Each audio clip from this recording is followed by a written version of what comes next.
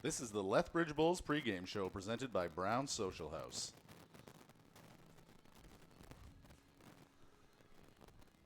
Good evening and welcome to beautiful Spitz Stadium. I'm Jay LaChance alongside Dave LaChance as always, and tonight we've got a matchup of two of the top teams in the WCBL as the East Division leading Saskatoon Berries are in town for their second of two against your hometown Lethbridge Bulls. That's right, Jay. The fans here at Spitz and you watching on Flow Sports are in for a treat this evening. The Saskatoon Berries enter action with a 34-6 record, which is good for top spot in the East Division by an incredible 8.5 games. They're already assured of a playoff spot, and they could conceivably clinch the division title as early as next week. Wild. Absolutely wild how well they're playing, Dave. The Bulls, though, are comfortably in the playoff picture in the West Division, coming into tonight's game with a 23-15 record, good for third place in the West and just one game behind the second place Sylvan Lake Gulls and 3.5 back of the division leading Okotoks Dogs. It's not a bad place to be. Nope. Now, the Bulls have faced some stiff competition this week. Each of their games was played against a team in playoff position. They split series against the Energy City Cactus Rats and Sylvan Lake, and then dropped a tough one in Medicine Hat Tuesday night, nearly coming back with a big 8th inning rally after falling behind 7-0 through 3 innings. Yeah, it was a tough one. Meanwhile, the Berries have continued their red-hot ways this week, sweeping Weyburn and Swift Current in back-to-back in their 2-game sets before splitting another 2 with Okotoks before coming down the highway to face these Lethbridge Bulls. Last night's series opener was business as usual for the Berries as they came back from an early deficit, prevailing 13-2, Dave. It was not close. No, they showed that they can do some damage with the bats.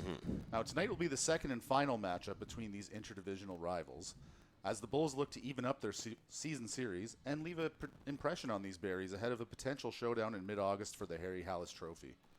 Now, Jay, who are the Berries running out there tonight? Well, Dave, it's a similar lineup out there. The starting lineup for the Saskatoon Berries will be Ethan Menard's going to be leading off in first base. Ethan Murdoch is going to be second. Nathan Houston's going to be the shortstop hitting third. Mason Rell's going to be the third baseman, and he's going to be hitting in the cleanup spot. Cooper Westland's going to be second base and hitting fifth. Balin Sorensen's going to be the DH and hitting sixth.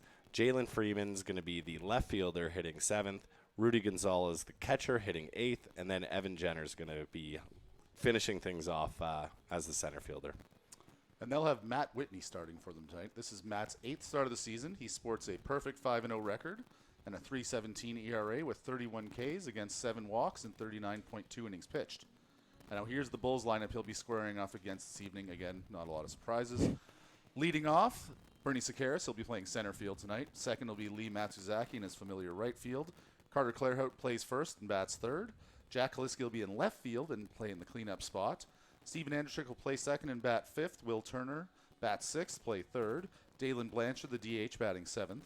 Drew Bufford in the traditional eighth catcher spot. And J.C. Spinoza at shortstop, batting ninth. And pitching for your Lethbridge Bulls will be Brett Getz. Brett has put together a record of a 1-1 over 29.1 innings pitched and 5 starts. He's had 31 strikeouts to his 11 walks in those outings and sports a 3.37 ERA. And he's an all-star. He is. Now, Jay, who should the fans be paying extra attention to for these Lethbridge Bulls tonight? Well, like the entire season, it's been the same for this week. Bernie Sakaris is leading the league in hitting at 417. This week, he's been even better with a 474 average, 565 OBP. He's even added some thump to his arsenal, socking 2 round trippers and 2 doubles this week to pace the Bulls with an 895 slugging percentage. Bernie's always a threat at the top of the lineup, and I'd expect that to continue here tonight. Well, you've got no argument here. We all know Bernie is a player that I love to watch. Now, it was a little tougher to find a standout for the Berries. When your team's winning at an 846 clip, it's pretty safe to say you're getting contributions up and down the lineup. However, I've got my eye on Carter Beck. The Indiana State freshman and Saskatchewan native has done it all for the Berries this week, hitting .522 with 3 bombs, 8 driven in, 9 runs scored, and an OPS over 1,600. He's also drawn a walk in 5 straight games.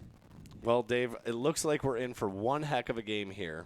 We're going to take a quick commercial break, and then we'll be back with a very special look back on a very special team in Bulls history. You're watching the Lethbridge Bulls pregame show presented by Brown Social House on Flow Sports.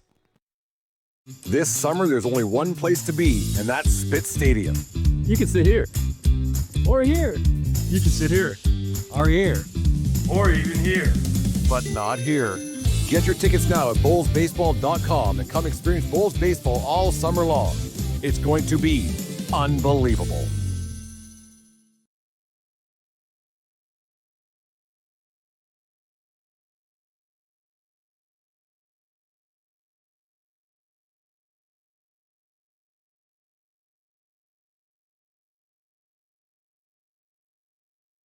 Welcome back to the Lethbridge Bulls pregame show presented by Brown Social House. Today we're going to take you on a trip down memory lane, heading all the way back to 2015 to the Lethbridge Bulls' first ever championship season. Hard to believe it's been 10 years already. It really is, Dave. We are indeed in the 10th anniversary of the Bulls' first time lifting the Harry Hallis jersey. It was the Bulls' fourth crack at winning the championship, having lost in the championship series in 99, 01, and 07. 2015 was different, though. The Bulls were the class of the league with a then record 34 regular season wins before sweeping their way through the playoffs, beating Swift Current, Medicine Hat, and Regina 3-zip each in successive best-of-5 series, Dave. They were a great team. Now, the 2015 team was led by current head coach Ryan McDonald. They started the season with a 4-game win streak and never looked back. Some highlights: they ran off an 8-game win streak from mid to late June, never lost more than two in a row all year, and notably swept the Canada Day doubleheader over eventual first-round playoff opponent Swift Current. Those Canada Day sweeps are sweet. They are the sweetest. They were led offensively by league MVP and WCBL all-quarter century team member Brandon Buffton, racked up a .359 average over 195 at-bats with 18 doubles, 2 triples, 3 home runs, and 37 RBI. Added 13 stolen bases and was even better in the playoffs before going down with a broken leg in Game 1 of the championship series, Dave. That was a sad day. He was a great player. Now on the mound, relief ace Chris Stodolka put up a gem of a season with a 6-0 record out of the pen, 7 staves, and a stingy 1.11 ERA. The rotation field featured talent top to bottom, with Luke Hebert, John Cavness, and Tyler Gibson being the solid guys. They were augmented by one of our next guests, who pitched to a 2.02 ERA and 11 appearances split between starting and relief. Clark Grisbrook and his brother Mitch were battery mates for the 2015 champs, and we were fortunate to chat with them earlier today about their memories of that special season, how great it was to be able to do that together, and how their time in WCBL shaped the people they matured into. We're going to give you an audio of that interview with Mitch and Clark Grisbrook live from Brown Social House, Lethbridge South, right now. Welcome to the Lethbridge Bulls pregame show presented by Brown Social House. Today we're coming to you live to tape from a Brown Social House location here in Lethbridge. And Jay, we've got a couple of guests with us here today. Absolutely. As we've been talking about all season, very excited for this one. We've got the Grisbrook brothers in-house today. Clark and Mitch, thanks for coming on, boys. No worries. Absolutely. We're happy to be here for sure. Thank you very much. So, guys, you were a part of the Bulls' first ever championship team way back in 2015. I guess to start off, what does it feel like to win these rings? It was quite the experience for sure, especially playing PBA 2 years prior to that, and then winning those championships as well, and then right into an amazing Bulls team that just happened to dominate that year, and it was definitely an experience that I will never forget, and I'm sure Clark won't. It's definitely a really cool time to be a part of. Just representing the city, and all the guys that came up and played with us too. It was a lot of fun. So, yeah. And you guys obviously must have been part of a really good team if you were able to win championship in the big league as well as the PBA. Yep, absolutely. I think there were 5 or 6 of us from that PBA team that ended up playing Bulls that year. And it was so long ago, it's hard to remember the names, but there were a few of us. And that year specifically, too, I remember there were, I think, more Americans in that league than there were Canadians. Yeah. So it was some good ball, some good exposure as well to talent. And yeah, our team was pretty stacked. We had some really good players, and I mean the record. I think it says it on here. 34 and 14. Yeah, 34 and 14. So that's pretty darn good. I don't know how many games they're playing now. They're playing in the 56 WCBL. now. 56. So yeah, at So the pretty time, close. your 34 wins was the league record. It was a remarkable season. You guys never lost more than 2 games in a row. You had an 8-game winning streak in mid to late June. It was, you guys were pretty darn unstoppable from the gate. I mean, you came out with a 4-0 win streak to start the season. So did it feel like you kind of just hit the ground running and never looked back and it was championship or bust?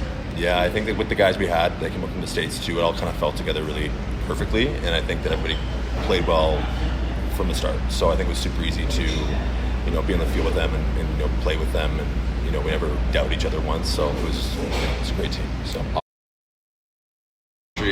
I think in that year, everyone got along. I do remember there were a few times where we all hung out after the games, like a lot of us. It wasn't just a couple people here and there. It was almost the whole team hanging out. So that's good for getting to know each other. And it definitely felt a lot longer than, however long we played, like 2 months or whatever. But it was fun. Definitely a good time. It's always fun to see. We talk about it on air all the time, how it is such a talented league. There's so many talented players there. But the chemistry of the team just makes all the difference with it. That's when you get on those rolls. That's when you get hot. That's when you win at that high of a win percentage. Yep, absolutely. especially the seniors we had too, like that team, they were kind of really big leaders for us. So Yeah, it was really good. Some good footsteps to follow in that team for sure. Yeah. So now when you guys got to the playoffs, the injury bug started to bite.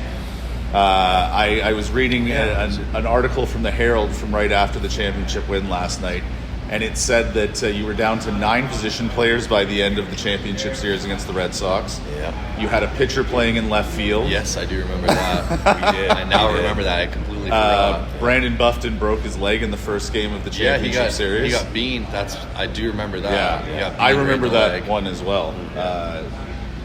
And he was one of our best hitters too that year. He was league MVP that year. He was smacking balls around. So But you know what? You tell a pitcher to go play at the outfield, and we'll do it every single time. So it's fantastic. Sounds like any fun. chance to touch the grass, nothing. Yeah. You mean I get to hit as well? So is it fair to say that the camaraderie, the sense of team that you guys fostered throughout the regular season was a big part in what allowed you guys to have that success when you were shorthanded in the playoffs? Oh yeah, for sure. yeah, I think that we all kind of knew what we were getting into in the final series there, and I think all the guys were ready to go for members and players. You're playing the whole time, so keep going. So Nice. yeah, it was good. Right on. So I guess as brothers that broadcast together, we'd be remiss if we didn't ask you, what's it like playing ball with your brother? Especially for those of you who don't know, Clark was primarily a pitcher, Mitch was primarily a catcher, so not only were they teammates, they were battery mates. Yes, we were. What was that like? Any tense encounters on the mound? We played together since we were kids, and there were times in high school actually where we weren't allowed to play together because we would fight too much. So I wasn't throwing enough strikes. Mitchie would come up and he would say, "Stop throwing balls." So so there were times where it was a little heated between us, but as we got into college, my favorite pitcher to catch for was Clark. I knew all of his pitches. I knew how to catch for him, with what pitches to call during certain batters, and he was pretty dominant that year too. I think you almost threw a no-hitter one game in I think it was Saskatchewan. it might have been Moose Jaw or maybe. the Miller Express, wherever that one is. Yeah. That is Moose Jaw. Moose Jaw, yeah. Miller Express. I do remember that. Yeah. But we kind of, after playing together in PBA too, we kind of were really used to playing with each other in that sort of setting, I guess, if you want to say. So I think that, while we were playing for the Bulls, I was confident in him as much as he was confident in me, so it was really easy to play together, I think. So, and like he said, he knew exactly what I wanted to throw when I wanted to throw it. So, All right. yeah. The funniest part I think about is just, you calling a pitch for you to throw. that maybe you don't want to, but you know it's going to get the results, and just the just shaking mental, off, the shaking off the mental like, aspect of that. Just a treat to watch. If I shook him off, he'd keep putting the same sign down. So I didn't have a choice, really. Yeah. So No, we're throwing this pitch. We're throwing this pitch. I felt like I called a pretty good game, so you just trust me. Yeah, I guess. Yeah. Can't argue with the results. Yeah. For the record, you pitched to a 2.02 ERA. Pardon me, ERA that season. Yes, I did. Yeah, so that's pretty darn darn solid. Yeah. I think it was the same season I went from throwing up here to throwing down here, so it worked out for me, I think, at the end. Yeah, so and you had like 5 different pitches, so that was pretty hard to hit against. It was a lot of fun. A lot of fun. Yeah. Oh, yeah. Awesome. Yeah. So your coach that year, Ryan McDonald, he's the head coach again this year, back for I think possibly his 3rd stint in the head coaching role. What was he like as a head coach? And if you had to give the Bulls of today a piece of advice of how to stay on the manager's good side, what would it be? Mac is great. I love Mac and Jesse Sawyer too. They were both really good role models. And like we had Coach Mac in PBA as well. He's a very intense guy. Very good coach. Yeah, very intense guy, but very good coach. For me, as a pitcher, I didn't really get to have a lot of time with him because he was more the outfield hitting coach. But I think for the Bulls, he pushes you as hard as he knows you can go. Yeah. And as long as you try to be that for him, I think that he's always going to keep pushing you, which is something that I also bring in the rest of my life too. So you give that 110%, and you'll be on everyone's good side. Especially PBA, that's where we face a lot of hardships, and doing those 30 minutes in hell and those workouts and the winter trips and all that, it's definitely builds character, and that's all the coaches want to see is you pushing your hardest. Yeah. And it was good coaches for sure. Right on. Well, we've seen the intensity. You try and get a lineup card from that guy 30 minutes before the game. He's not giving it till the last second. There's a missed call too. It's you'll hear him out on the field. Yeah. Oh, we've seen some of that too. Mm-hmm. Yeah, but you got to respect the intensity. You got to respect the gamesmanship. Absolutely, lots of pride in his work. Totally. Yeah, he's always looking out for the guys as well. It's nice to see. Yeah, that's what I love about him. Yeah. And you don't want to get on his bad side. He can be scary. We'll keep that in mind. Thanks for the advice. Yeah. Awesome. Looks like you guys have some fans here. Yeah, we do. My duck walk. Do you guys want your balls signed? Yeah. For sure. It's been a while since I've signed a baseball, so See if you still got it. that's my number too. I know my number. My number is 0. I don't have a number. 0. I don't have a number yet. I don't have a number yet. I'm Maybe you'll want to be 36. Yeah, that was my Mitch. number. I'm going to rookie next year. I'm not sure I who's- might go to rookie next There year. you are. Yeah. You're welcome. Thank you. You're welcome. All right, well, we should probably let these guys go before they get hounded by too many fans. But Clark, Mitch, thanks a lot for joining us. Oh, absolutely. Thanks for having us. Yeah, anytime. Thanks for reminiscing, and hopefully we'll see you guys at the ball game tonight. Absolutely. Oh, I'm sure All right. we'll be trying to make an appearance. We'll for be sure. there. Awesome. Thanks, fellas. Thanks, Dave. Thanks for the memories as well. Right on. And a huge thanks to the Grisbrook brothers for taking some time to reminisce with the LaChance brothers. That was an incredible season, and we enjoyed looking back with you. It was a blast. And with just a few minutes before game time here, we'd like to take a moment to recognize the Bulls players from this 2025 team that will be representing their squad on the West Division team at the WCBL All-Star Game tomorrow night at Siemens Stadium in Okotoks. The Bulls are sending an outstanding 7 players to this year's All-Star Game after the addition of Bernie Sakaris as the West Division's last call clutch performer just announced today. Nice. He'll join Carter Clairhout, Brendan McTavish, and Jack Kaliski, who will participate in the home run derby on the position player side. Lethbridge is also sending 3 members of their starting rotation, with tonight's starter Brett Getz, Maxim Rakovich representing the West alongside Levi Abbott, who will start the All-Star Game after a sparkling first half. A very well-earned and well-deserved honor for all of these great players. And to make things even better, they'll be accompanied by their head coach, Ryan McDonald, who will be on the coaching staff for the West Division. If you haven't made plans for Saturday night, plan to be at Siemens Stadium to watch the WCBL's best go head-to-head. Home Run Derby starts at 5 p.m. with the game set for 7:05. And as we always say, Dave, it's just a beautiful ballpark. It is. It's gorgeous. If you've never been, you simply must go. We're going to take one last commercial break before we get to the action here live from Lethbridge. You're watching the Lethbridge Bulls pregame show presented by Brown Social House. Is your family outgrowing your current space? It might be time to move up, and the Shauna Gruninger Group is here to help you find the perfect fit.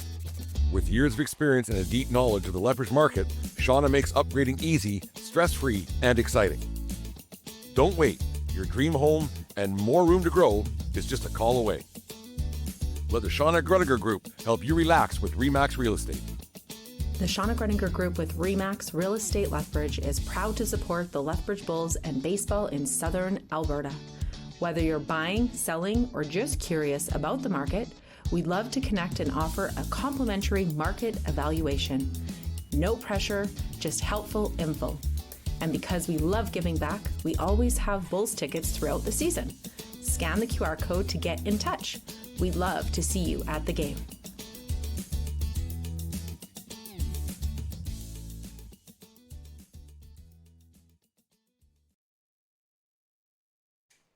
Welcome back, folks. Jay Lachance here alongside Dave Lachance, and we can't wait to bring you tonight's WCBL action between the hometown Lethbridge Bulls and the league-leading Saskatoon Berries. We thank you for joining us here tonight on the Lethbridge Bulls pregame show presented by Brown Social House.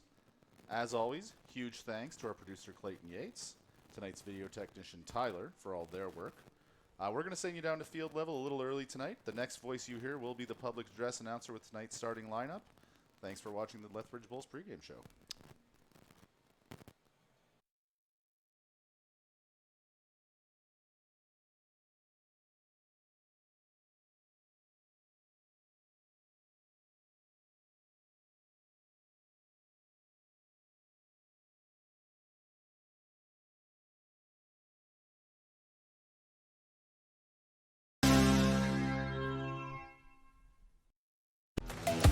The live sports experience is changing.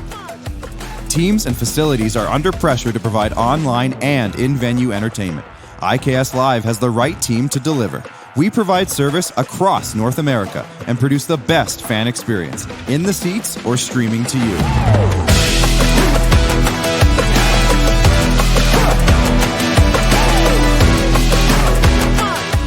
IKS Live continues to bring you the best seat in the house.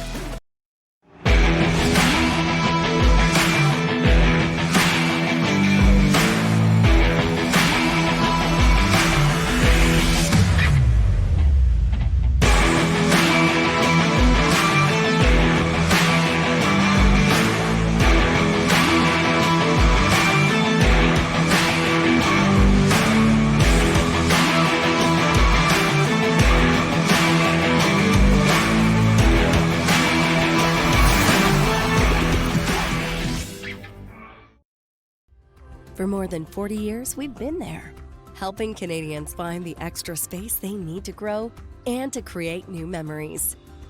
Sentinel Storage. Buy Canadian, store Canadian.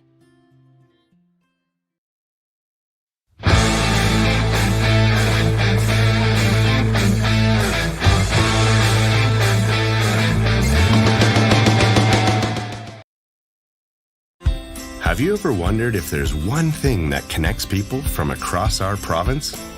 Something that connects the coffee shop to the spray park, or the brewery to the rodeo, the campground to the sports field. It's pretty amazing when you think about how it's all connected, because it truly is. And it's all we think about, so you don't have to. Hey baseball fans, make sure to stay up to date with your favorite teams across the league by subscribing to the WCBL YouTube channel right now. We have tons of free coverage for you over there, including daily highlights, full archived game broadcasts, daily game day previews, plus 2 weekly shows including the WCBL Report with myself and Joe McFarland every Wednesday, and also the WCBL Game of the Week pregame show leading right up to game time every Thursday night. It's all in one spot, the WCBL YouTube channel. Subscribe today.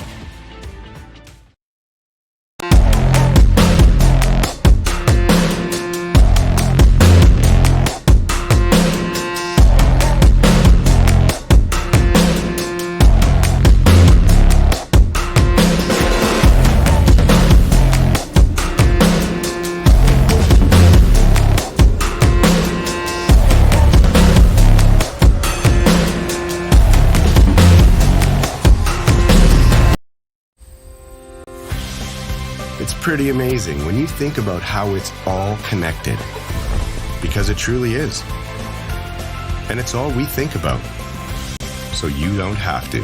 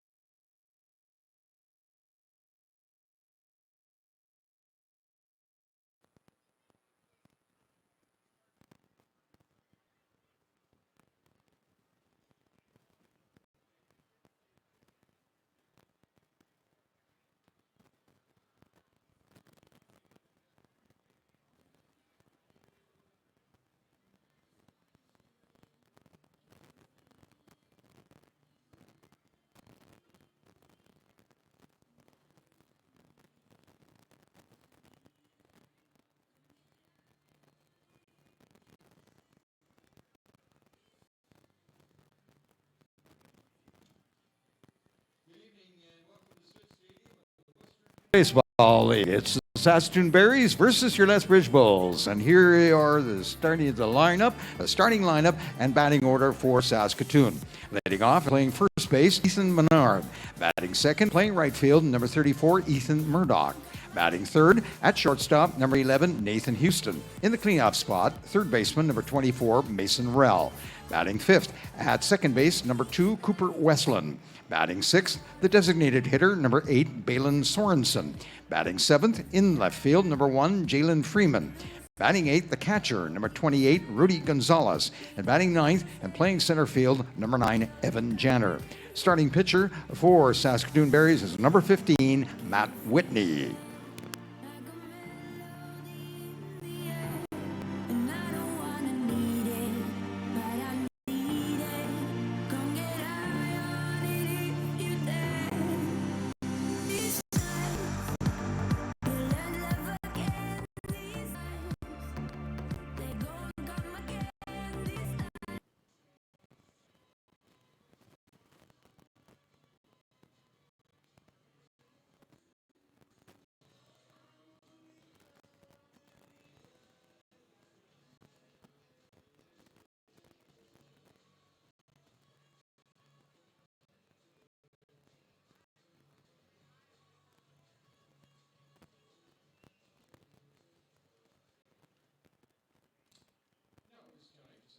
Level for the introduction of the Bulls lineup with our game day host, Mr. Tony Days. Oh, I'm being attacked by a drone. Ladies and gentlemen, boys and girls, how we doing tonight? Let me hear ya!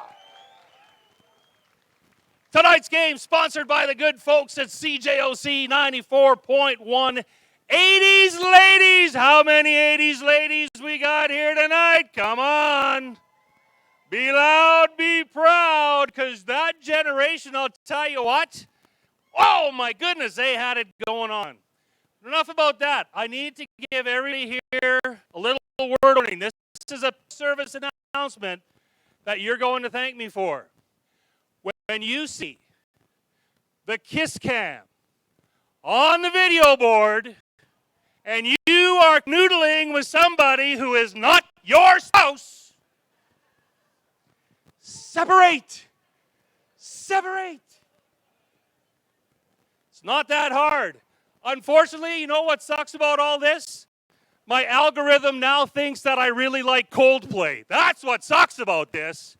And if you didn't know, found this interesting, only 20% of men kiss their wives goodbye when they leave the house.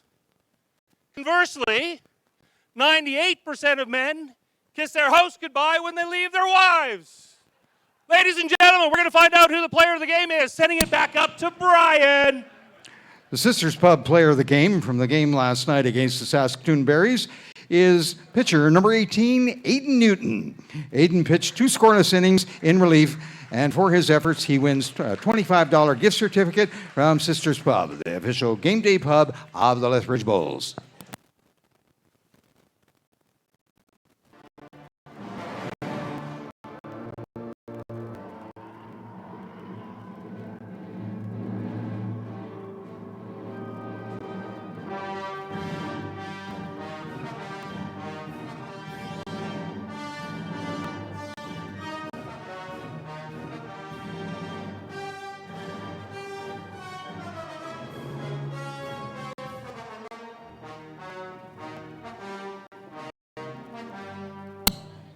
Tonight's umpires is assigned by the Western Canadian Baseball League. At the plate, Tyler Murphy. At first base, Peter Wall. At third base, Zeke Fair.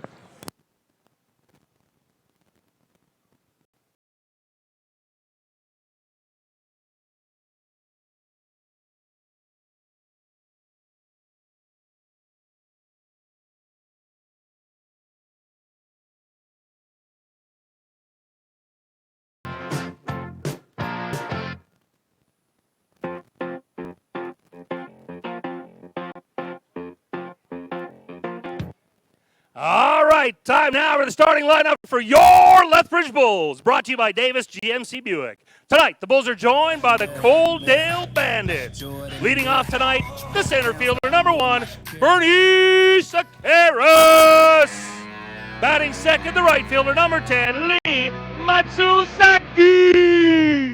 Playing first, number 23, Carter Clarehout.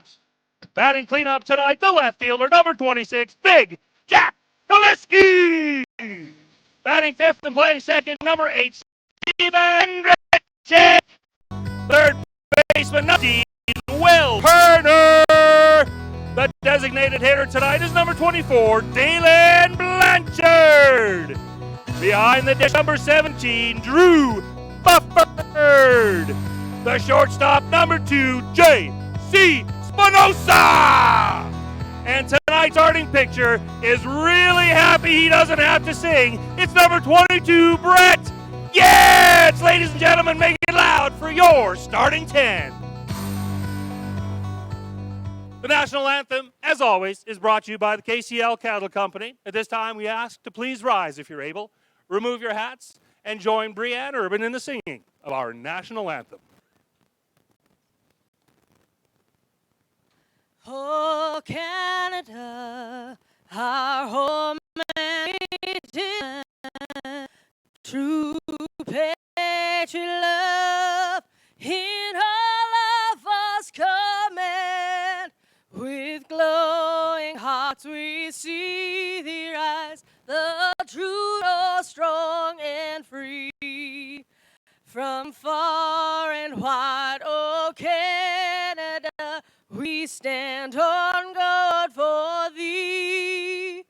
God keep our land glorious and free.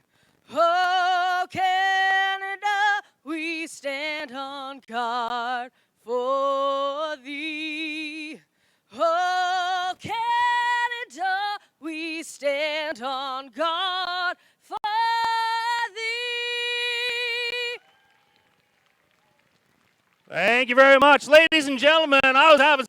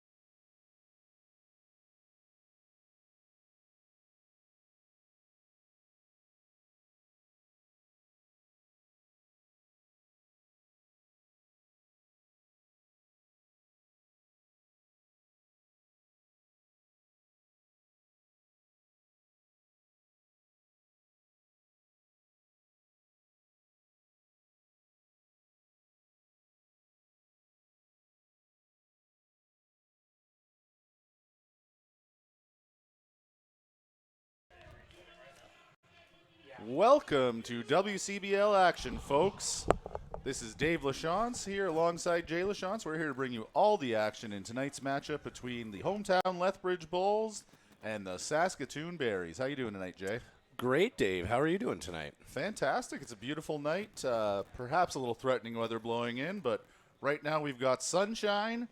We've got 9 Bulls on the field, and we're ready to play some ball.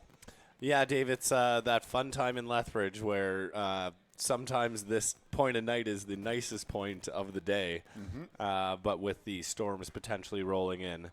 Excited to see what happens here. But like you said, Dave, it's sun shining, the wind's holding up right now, so very excited to start the game. Absolutely.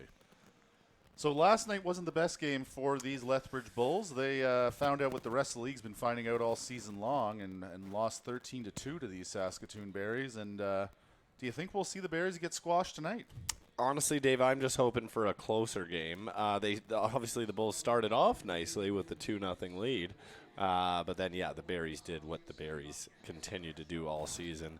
But the Bulls are a smart team. They're a good bunch of ball players, and I think they're going to have a better approach and be a little more aggressive at bat today, Dave. Yes, well, and I think they've got pride too. They want to say, hey, we know you guys are first in the league, but we're no slouches ourselves. Let's see what we can do. First pitch of the ball game from Brett Getz to Ethan Menard is fouled out of play on the first base side. And Jay, it's CJOC night, and they play music from the 80s, and I see somebody down on the concourse dressed in some nice 80s gear, nice purple sweatsuit down there. Love that. Maybe they're just a Berries fan, obviously, with the purple sweatsuit, but could be. No, that's looking very vintage with the sleeves as well. Second pitch is taken for a strike. 0-2 here early to Menard. That swung on and grounded in between first and second. That'll be a base hit for Ethan Menard to lead off the ball game for the Saskatoon Berries. Yeah, I think the best approach for the Bulls pitchers today is going to be to try not to fall behind in the count. Get the pitch over. Baseball is one of those games where even the best hitters hitting that 300 average. So a lot of times you're going to get good results if they're putting the ball in play. But you got to get ahead in that count and can't be leaving meatballs over the plate for these Berries hitters. Definitely, I think that's a great assessment. First pitch to Ethan Murdoch is a ball inside for 1-0 count. And next pitch taken for a strike. Nice round of applause here from a very healthy crowd here in the Spitz Stadium grandstand, bleachers, and patios. And why not? It's a beautiful evening. And they got a colorful matchup to watch. Jay, what do you think of these unis? I am loving the matchup, Dave. Yeah, the City Connects for the Bulls. Not sure if that's the City Connects for the Berries or just their regular uniforms. They just are that kind of team that have a nice setup. I mean, between fans in the stands, pictures I've seen online, etc., looks like they have 3 or 4 different jerseys. Yeah. Yeah, they're a sharp-looking outfit out there. Absolutely, and with the record as well as the uniforms, they come into every ballpark with a lot of confidence. Now that's fair to say. Gets checks first, but Menard is back with no trouble at all. Count is 2-1 here to Ethan Murdoch. No outs. Menard's off with the pitch, and that one's fouled off by Murdoch, so Menard's going to have to take the trot back to first base. And I think he had that base stolen had Menard either held his swing or missed the pitch. Yeah, I agree, Dave. But perhaps the hit and run was on there. Perhaps. So you don't want to get the coach giving you a look at why'd you leave the runner out to dry there. That's fair. Swung on and missed for Murdoch, so that's the first out of the ball game for these Lethbridge Bulls. And like you said, Dave, a tough situation there where if the runner could have got the bag, even with the strike going by, if you leave that pitch, different situation. Certainly. That'll bring Nathan Houston to the plate. He's the shortstop for the Berries this evening. Comes into the game with a .340 batting average. And before the first pitch to Houston, gets checks first base. Keeping a close eye on Menard now that we know that he's looking to steal.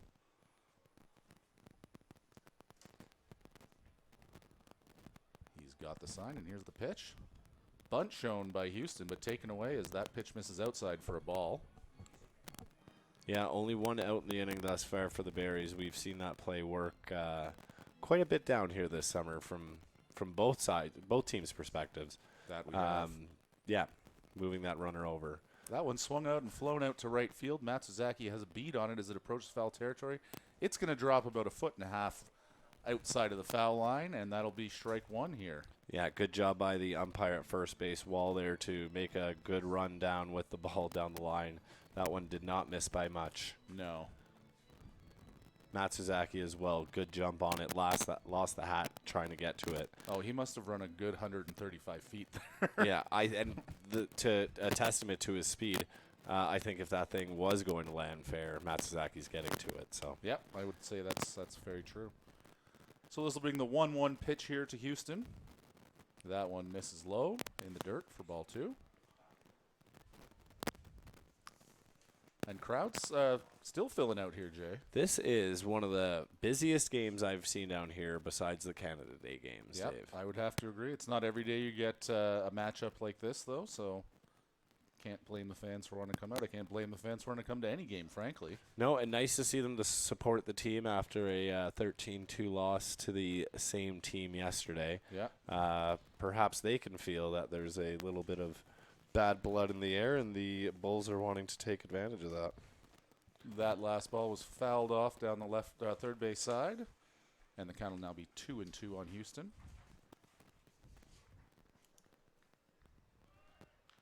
Menard off with the pitch. That one is a hit and run, chopped out towards Andrchik at second. They get the play at first. Clairhout quickly throws to third, but Menard is in just under the tag. So a nice heads-up hit and run by the Berries. The Bulls get a second out. I think both teams can be happy with that play. Yeah, that's just good baseball, Dave. Yeah, on both sides. Yeah.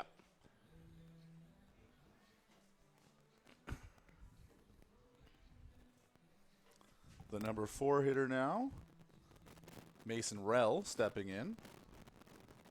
Rell's hitting .331 on the year. And with 2 outs and a runner on third, he's looking to score the first run of the game for the Saskatoon Berries. I should say cash the first run. He takes that first pitch for a strike. Yes, it would be Menard who's standing on third. Scoring the run, but I think they'd both be happy. I agree. That's the good thing about baseball. Second pitch from Getz is lined into center field, and he will indeed cash Menard. And it's an early 1-0 lead here for the Saskatoon Berries. Yeah, nice piece of hitting there by Mason Rell. Yeah. Yeah, he found something he could work with. Didn't try and do too much, just lined it into center field. Mm-hmm. Casual RBI there. That'll bring up the second baseman, Cooper Westland, here with a 1-on, 2-out, 1-0 lead here in the top of the first. Getz looks over to first and delivers. First pitch misses low for ball 1. And not the start the Bulls wanted, certainly, but I feel like if they can end it here with just the 1 run, they can get on the sticks and even it up pretty quick here. Yeah, there's no question that I don't think this is going to be a low-scoring ball game, Dave. There's too much talent in both lineups, both dugouts, with the batters at the plate today, as good as the pitchers are as well. So, yeah, it's going to be more about not giving up that extra run. Yeah, I agree. And that one swung on and lined towards second base. Andrchik has no problem playing that one, and that'll be 3 outs. So through a half inning, the Berries have 1 run on 2 hits, and they lead 1-0 here at Spitz Stadium. You're watching Lethbridge Bulls baseball on Flow Sports. We'll be right back.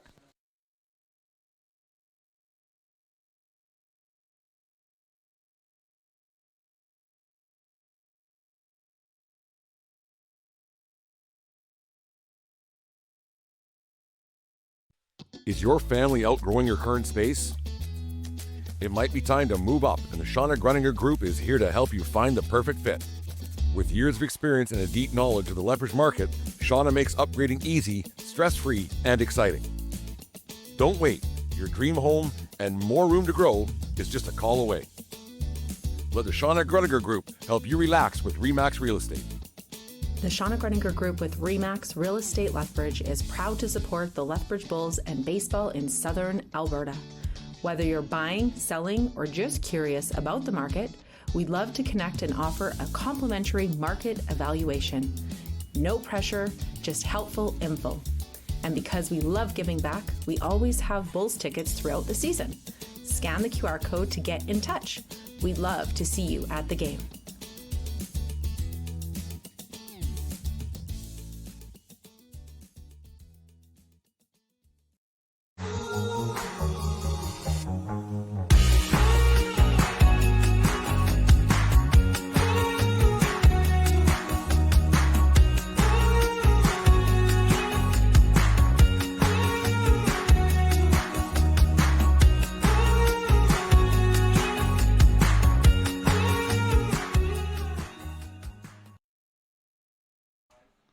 And we're back live from Spitz Stadium as the Lethbridge Bulls prepare to send out their first hitters of the game.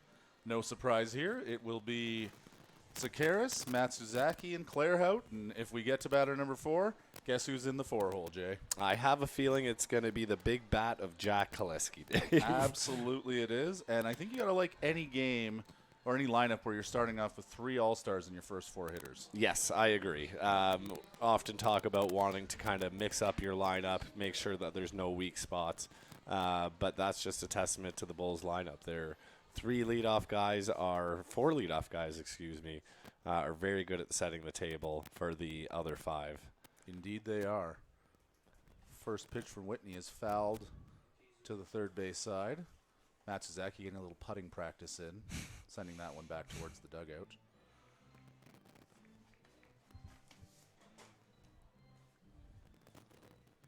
Matt Whitney's been a solid pitcher for these Berries all year long. 3.18 ERA. Not as slow as some we've seen, but when your team scores as much as these Berries do, you don't need it. First, that's grounded past the third baseman into left field by Sakaris, and the spark plug sparks the Bulls here with a first hit in his first AB to get us rolling. Yeah, we talk about it very often, Dave. There's a reason why Sakaris is at the top spot in the order. He finds a way to get on base, and then he proves to be an issue for the pitcher here. So I would expect to see him doing a little dancing on the base path, maybe a hit and run, maybe a bunt. But perfect opportunity with a good hitting Matsuzaki up there as well. First pitch of Matsuzaki is high and outside for a ball. And, yeah, Bernie hit that one really hard. It kind of gave a little bit of trouble to Rel there at third base, and it was scored as a hit, so and well-deserved, I would say. Yeah, Dave, that was a hot shot for sure. As much as you got a piece of it, that's not a ball that gets picked up and thrown to first very often either. No. 1-0 pitch, misses outside for ball 2. As you often say, Jay, that's why they call it the hot corner. Yes, very much so. Mm-hmm.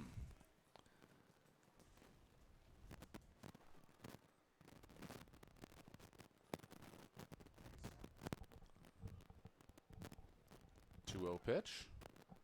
Called a strike, Sakaris down, and he is in ahead of the tag. There's another stolen base for Bernie. He continues to burn up these base paths here. Yeah. Like we said, Dave, great show of speed, perfect pitch to run on.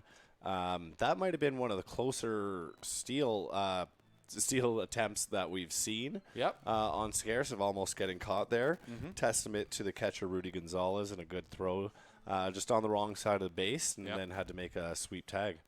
Yeah, I wonder if it was planned by Westland to come in front of the bag to pick up the ball. Or pardon me, I think that might have been Houston, actually, the shortstop that came in too. Oh, yes. But yeah, I feel like it had the distance. It could have got back there, but maybe he thought if I can get to a little sooner, I can sweep tag. Mm-hmm. Yeah. Yeah, I think the last game we called was against the Bombers, and there was a noticeable difference on the catcher's throw Gonzalez than the Bombers catcher. Mm-hmm. Something for the Bulls to remember for sure. 3-1 to Matsuzaki is lined out towards second, picked up on a hop and thrown over to first. He'll be retired, but Sakaris advances to third. And with 1 out, Clairhout's got a man in scoring position here. Looks to even up the game. Mm-hmm. Yeah, like we discussed, Dave, it's not about getting 5 runs in an inning, but it is about capitalizing on situations like this, and not giving up those extra runs by mistakes or errors. Clairhout steps in, 333 on the season, 8 home runs, 28 RBI. Bit of a cooler week for him this last one, but he's got potential to break out at any time. And he's swinging on the first pitch, pops it to the third base side, going towards foul territory. And Rail does watch it go onto the Charlton and Hill electrical patio. Which is very full right now, Dave. Very full. Beautiful night to be out there, though. I can't blame people for wanting to be out there. I agree. Although with the pending storm coming in, it is one of the nicer nights with the temperature being a little bit cooler. Not too hot of a night out there. So that'll bring the 0-1 here to Clare Hout. Whitney winds and deals, and that one's lined, unfortunately, right at the first baseman. Clare gives a look as if, tough luck on me. Yeah. Probably something a little stronger than that. I would assume so, Dave. Hard hit ball, just as they say, atom ball, and very much makes you wonder why they don't call first base the hot corner, because that one was hit fairly hard at Both the first corners base. can be pretty warm, I'll say that.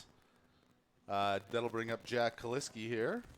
Big Jack representing the Bulls and the West Division in the Home Run Derby tomorrow night. And let's see what he can do now. He takes that first pitch, looked a bit outside, and I think Jack agrees with me, but taken and called a strike nevertheless. So he's down 0-1 here early on. 2 outs, runner on third. In a game the Berries lead 1-0. Swings and misses at the second pitch. Nice job of mixing speeds there by Whitney. I agree, Dave. Yeah. If you can have Kaliski 0-2, you're doing some things right. At the mound, absolutely. And that one is swung on and chopped foul down third base side. Not a defensive swing by any means by Kaliski there. He definitely took a hack at it, Dave. Yeah. Yeah, I think it was another breaking ball that just kind of caught the underside of the barrel. So he remains 0-2 here with 2 outs. Whitney has the sign and deals. And that one's taken for a ball, so count runs to 1-2. And I think it's very important the Bulls cash this run here for their confidence. Yeah, I agree. Just to let them know, and although 1-0 isn't out of the game by any means, but yeah, starting fresh after the first inning. I think you want to let the Berries know, hey, we can play with you guys too. He grounds it to short. It's played well by Houston. He gets it across and catches Kaliski by half a step. So unfortunately, the Bulls will not cash that run. And as we head to the second inning, it's the Berries 1, the Bulls 0. You're watching Lethbridge Bulls baseball on Flow Sports.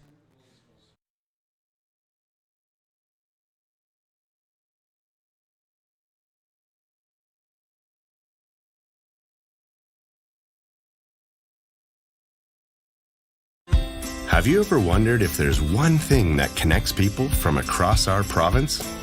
Something that connects the coffee shop to the spray park, or the brewery to the rodeo, the campground to the sports field.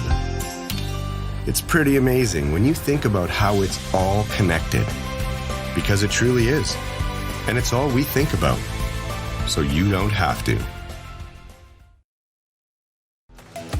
The live sports experience is changing. Teams and facilities are under pressure to provide online and in-venue entertainment. IKS Live has the right team to deliver. We provide service across North America and produce the best fan experience, in the seats or streaming to you.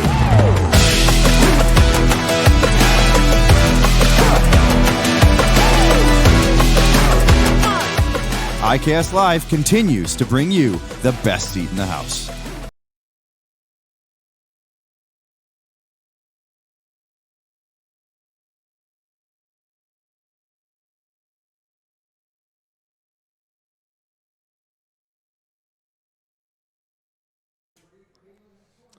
And we're back with second inning action here from Spitz Stadium. It's going to be Balin Sorensen, followed by Freeman and Gonzalez here for the Berries this inning. Gets his first pitch, gets past the catcher into the backstop, but it is the first pitch of the inning, so nothing doing. No harm, no foul on that one, Dave. 18 pitches in the first inning for Getz. A little bit above the magic number we like. But not a bad position either.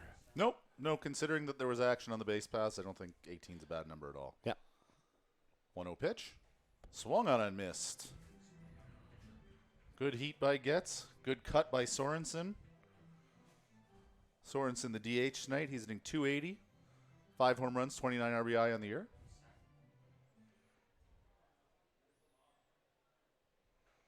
another one gets past Buffer into the backstop, and got to wonder if they're getting crossed up. That doesn't happen to Drew very often. No, and that one didn't seem to be too far off. So, yeah, that seems like the type of thing there might have been a little miscommunication. Mm-hmm.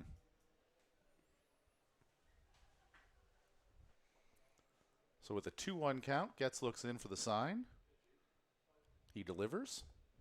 And that one swung on and missed, even the count 2-2. Yeah, good job throwing a pitch over the plate there. Get the swing and miss. Mm-hmm. Right back into this at bat.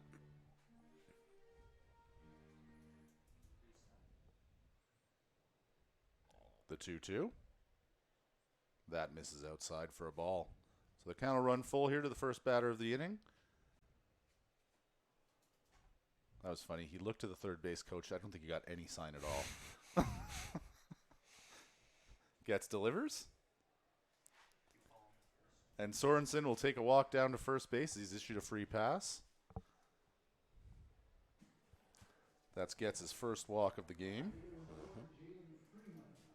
That'll bring up Jalen Freeman. And another solid hitter here. Freeman's hitting .302 on the year, 1 home run, 23 RBI. Yeah, you're going to find that up and down this Barry's lineup, Dave. A lot of patient hitters, a lot of good hitters. It'll be a tough outing for these Bulls pitchers. Freeman gets a piece of that first one. Foul tips it back towards Buffer. So that's strike one.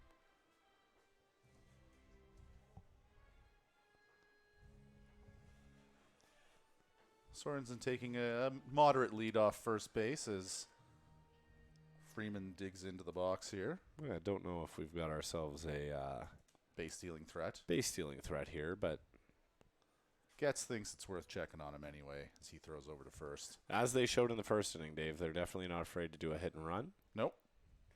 So keeping them close. Yeah, and a guy with a stat line like this is probably a hit and run candidate. Yeah, specialist, yeah. I'm sure Checks first again. This time Sorensen has to slide. Sure he's done it a time or two. Yes.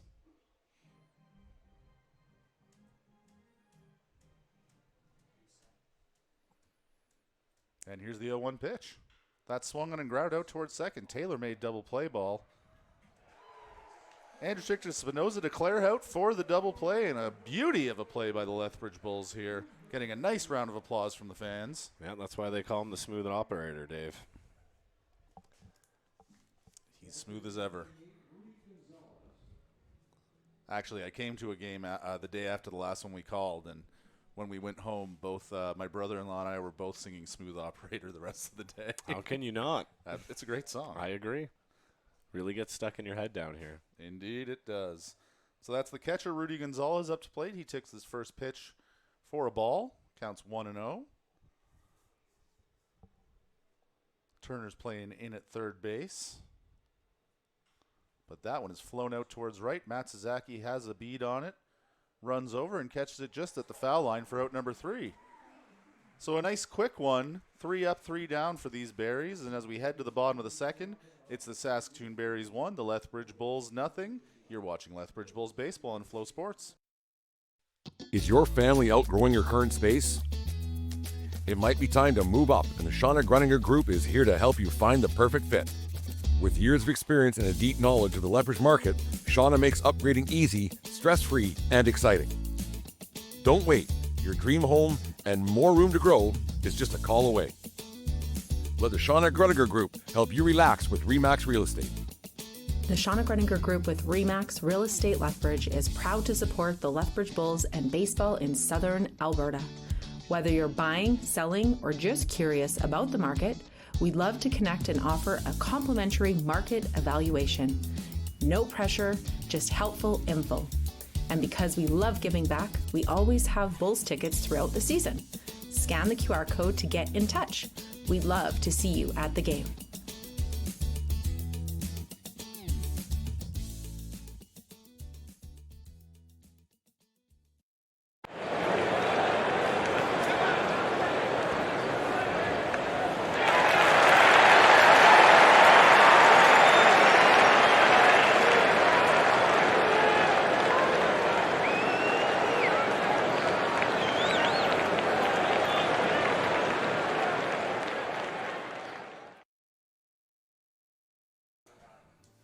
And we are back, and here's the smooth operator, Steven Andrzejczyk, up to bat. Yeah, right on cue. Nice to hear that music we were talking about, Dave, right after that silky double play in the last inning. Absolutely, absolutely.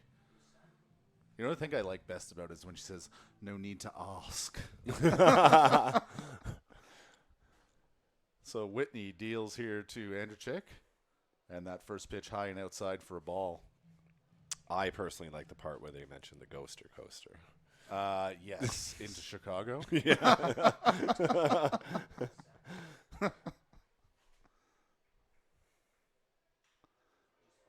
And Andrzejczyk lines that one deep in the hole to short. Heck of a throw by Houston, but he pulls Menard off the bag, and Andrzejczyk's got himself a single here to start off the second. Great spot by Andrzejczyk. Good job by the shortstop getting to that one, Dave. I always question that throw every time I see it. I don't think it's worth it, especially with somebody with Andrzejczyk's speed. Yeah.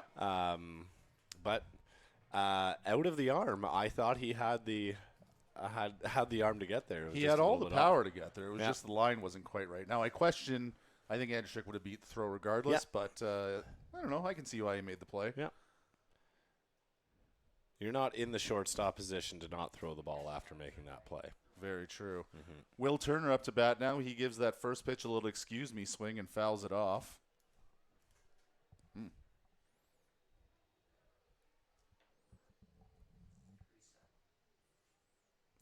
The 0-1 pitch now to Turner.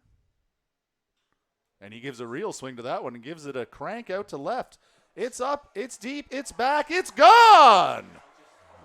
2-run home run for Will Turner here to put the Bulls in the lead in the bottom of the second. They now lead 2-1 here at Spitz Stadium with Turner's second of the year. Yeah, that put the Bulls in the lead, and it got the crowd back into this one, Dave. Got a lot of fans out of their seats. They are roaring. Got the Bulls out of the dugout. That was a bomb. That was a bomb. And the power surge may continue here as Dalen Blanchard steps to the plate. I feel like we talk about this every time we're on the stream, Jay, but Dalen must have the most impressive hit-to-home run ratio I've ever seen. Let's see where he's at for the season now. Yeah, it's been a few games. I always like the update on it, but yeah, if he's making contact with the ball, good chance it's gone. Good chance it's gone, or it's going to be hit hard. That's for sure.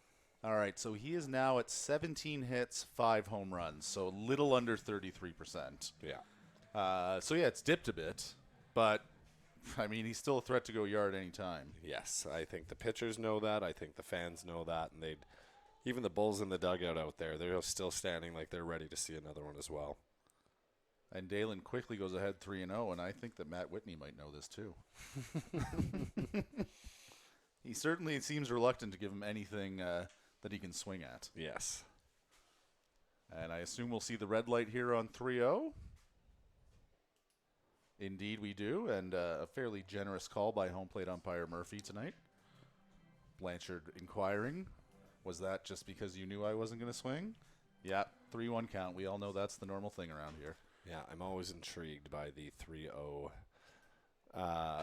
call by an umpire, but then the tough thing about it is he has to then take a hack at that one, and now he's 3-2, and it feels like Whitney's kind of back robbed in the of everything he did right. Absolutely, Whitney's back in the driver's seat here. The 3-2 pitch to Blanchard. Swung on and missed. Tough strikeout for Blanchard. And yeah, that's a hard luck one, just like you were saying, Jay. That'll bring Drew Buffer to the plate now. Yeah, I understand the red light 3-0. You don't swing at a ball 3-0, either because it's showing up the other team or because it's maybe a situation where you could get on base with a walk. But if you've got a hitter up there that sees the ball as well as Blanchard, I think you can give him the green light and say if it's in the zone, take a rip at one. Fair enough. Bufford swings through his first pitch for strike one, so is now 0-1 count here with one out in the bottom of the second.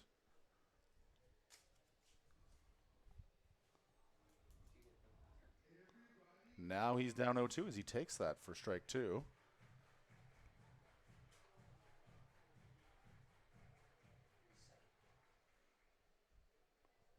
Whitney has a look and deals. And Bufford gives that one a rip out to left field, too. Freeman's watching it. It's off the bottom of the wall. He's going to have himself, a possible double. He stopped it first, and he's going to get in just in time. And that's why you hustle out of the box, kids. Absolutely. Great throw in from Jalen Freeman, and great job reading that off the base of the wall. Really nice piece of hitting there by Bufford to give that one a ride. And like you said, Dave, good job taking off out of the base or out of the box, not assuming it was going to be gone, and getting a nice double there. Yep. And that'll bring up the shortstop, J.C. Spinoza. He's the number 9 hitter tonight. And with 1 out and 2 already cashed in this inning, he's got the chance to extend this lead from 2-1 to who knows.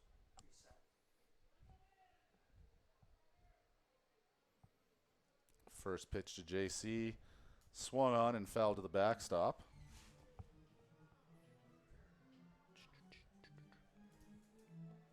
And I know you said this in when we were chatting pregame, but I got to agree, Jay. The purple and baby blue combination, it looks sweet for these berries. Yeah, very clean look. Love the pullover that the managers and team are wearing as well. Real sharp. Whoever designed those in Saskatoon, great job. Yep.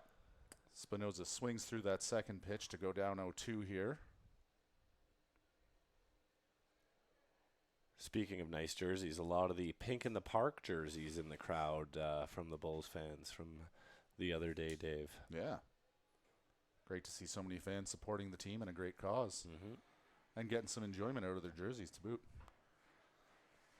Spinoza takes that one for ball 1, so now he's 1-2 with 1 out here and a runner on second base in the second inning.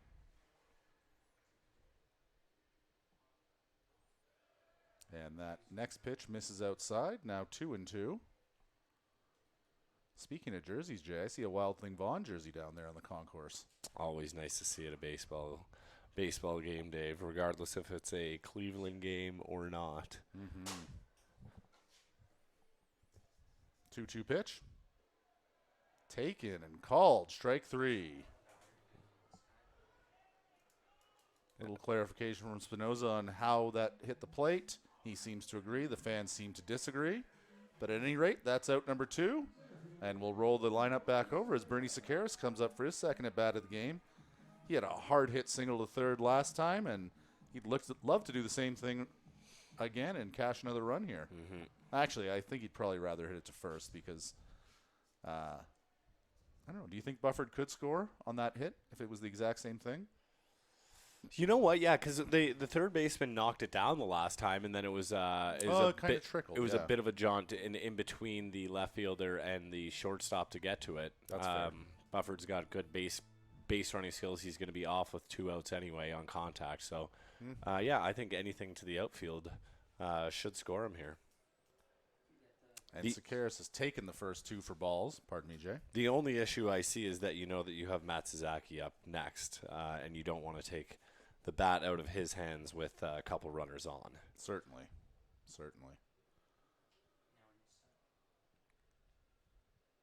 Whitney's got the sign, takes a quick look out towards second base and deals to Sakaris here. Misses outside for the third consecutive pitch, so Sakaris finds himself in the driver's seat 3-0. And we will see what the strategy is here.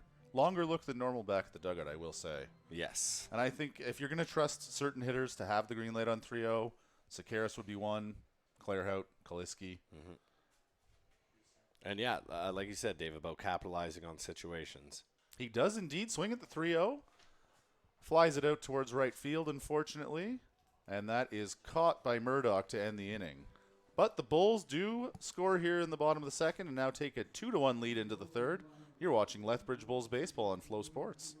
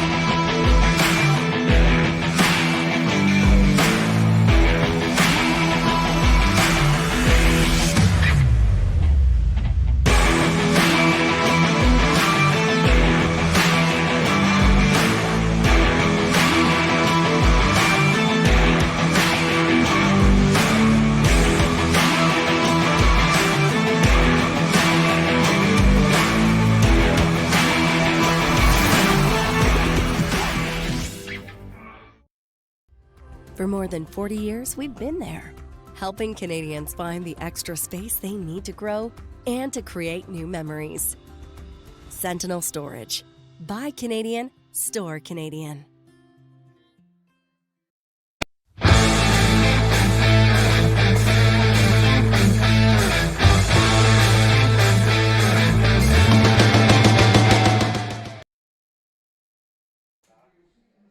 And we are back here in a game the Bulls lead 2-1 here as we head into the third inning. Brett Getz has allowed 2 hits, 1 run so far, has himself 1 strikeout, 1 walk. You betcha, Dave. 28 pitches thus far, that being his 29th. Well, there we go, through 2. That's A-okay. 10 pitches in the last inning, that means. Yeah, and Whitney up to 36 on the evening, 22 in the last inning. Janner gets a little piece of that one. Ooh. Gets under the bare hand of Andrzejczyk and is going to creep into center field. Spinoza over quickly to get it, but Janner has himself an infield single. And that was an interesting one. Both Getz and Andrzejczyk had a play at it. Was not hit well at all, and I think this is one of those times where we just have to say that's ball. Yeah, not a hard hit ball by any means, but had to be rushed to be able to get the runner at first. So that's, I think, why it got through through Andrzejczyk's hand there. Would have been interesting to see if Janner had not just been running through first, because I definitely think he could have got to second there with that in between of where it ended up. Yep. But he did have to hustle down first base with how hard he hit that. So now with 1 on and no out here in the top of the third, we go back to the top of the lineup. Ethan Menard here. He's up 1-0 early in the count. Swings through that second pitch with a big hack, and he's now 1-1. Yeah, had a single to start off the game and ended up scoring the first run, Dave.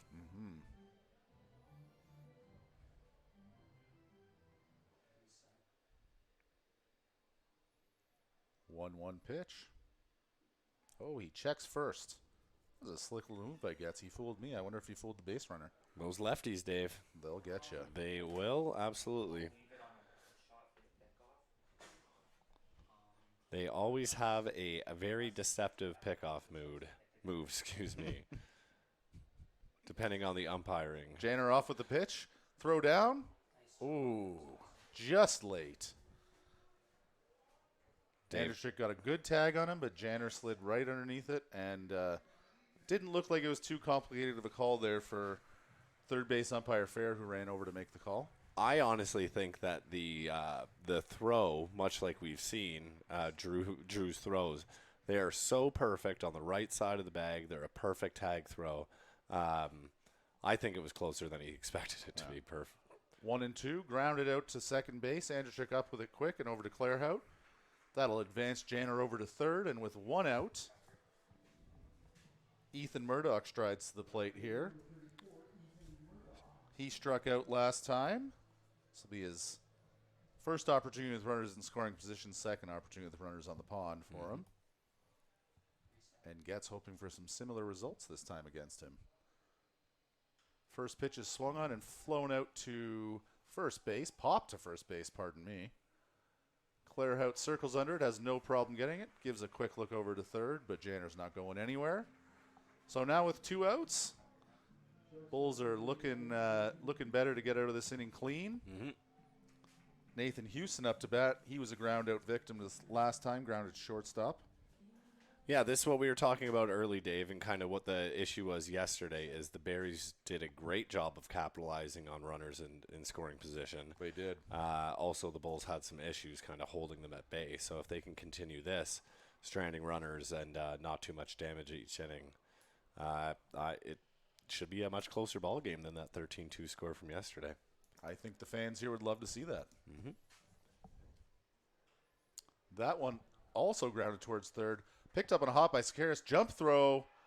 Oh. Questionable call at first base by umpire Wall. I think they caught him by a step. The fans seem to agree with me. Regardless, that'll cash Janner.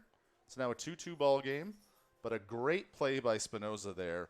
Ranging to his right, deep in the hole. Backhand play on a bounce. Jump throw. Got it right on the money to Clairhout. That's about as good of a play as you're going to see. Dave, regardless of the play by by Spinoza at shortstop, which, like you said, it was incredible. My problem is, to me, it looked just very similar to the Kaliski run out in the last inning, or the first inning, sorry. Yep. So that's one I'll be excited to watch back in slow motion and see how the calls are. Definitely. Yeah. Because, both theoretically end the inning or score a run there. Mm-hmm. Houston was off with the pitch, but it is fouled back to the grandstand by Rell.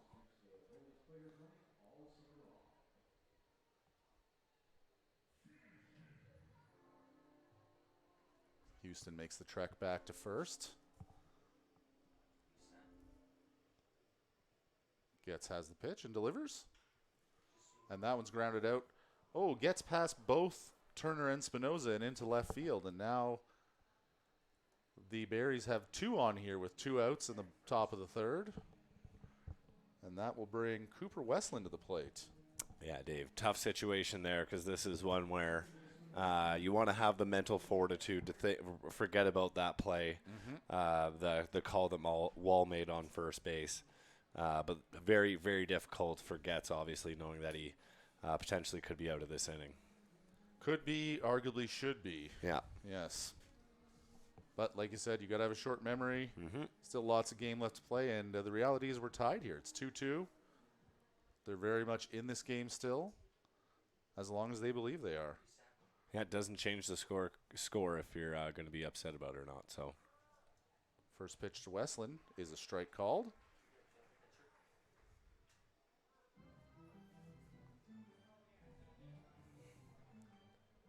So it's Houston on second, Rell on first. Westland at the plate here with 2 outs in the top of the third.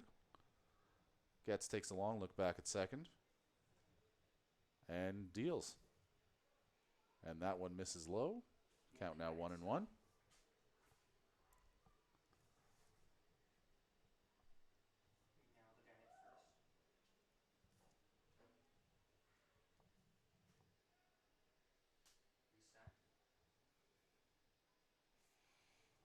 And the 1-1. And that one's fouled over our heads, over the grandstand, and onto Parkside Drive. one of the first free balls that been given out today, Dave. Yeah, the foul balls have been more of the trickle towards the dugout variety so far. I don't really know what exactly that means. I guess you could guess it indicates good movement from the pitchers. Yeah, Not maybe getting solid wood on these balls. Yeah, or maybe the hitters are a little more locked in, where they're not having to be as defensive with their swings. Could be. But yeah, both runners off with the pitch there. Oh, and unfortunately, Westland sprays that one foul down the first base line. Yeah, that didn't miss by much, Dave. And that with the hit and run on there, that would have been a tough situation. You're definitely cashing in too. That would have been one heck of a hit and run. But as it stands, it's 1-2 here. 2 outs, runners on first and second. And I don't believe that they'll be trying that hit and run again. Or at the bare minimum, I think we'll see a pickoff attempt from Getz on this before this next pitch. Perhaps not. They're not holding either runner on. Here is the pitch. Line towards shortstop. Spinoza has it with no trouble. And that'll be 3 outs here in the top of the third. As we head to the bottom, it is the Berries 2 runs on 5 hits, the Bulls 2 runs on 4 hits. You're watching Lethbridge Bulls baseball on Flow Sports.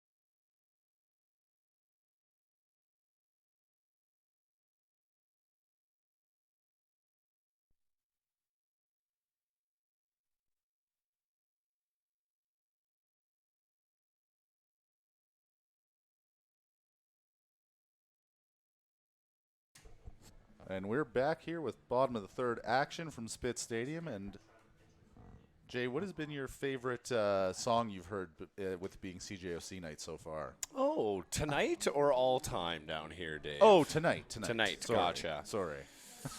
Mbop was just playing by Hanson. That's a pretty good one. Absolutely. I'm going to go with, I think I heard Call Me Maybe earlier. And I do like that one. Always love when the CRJ is on. Yes.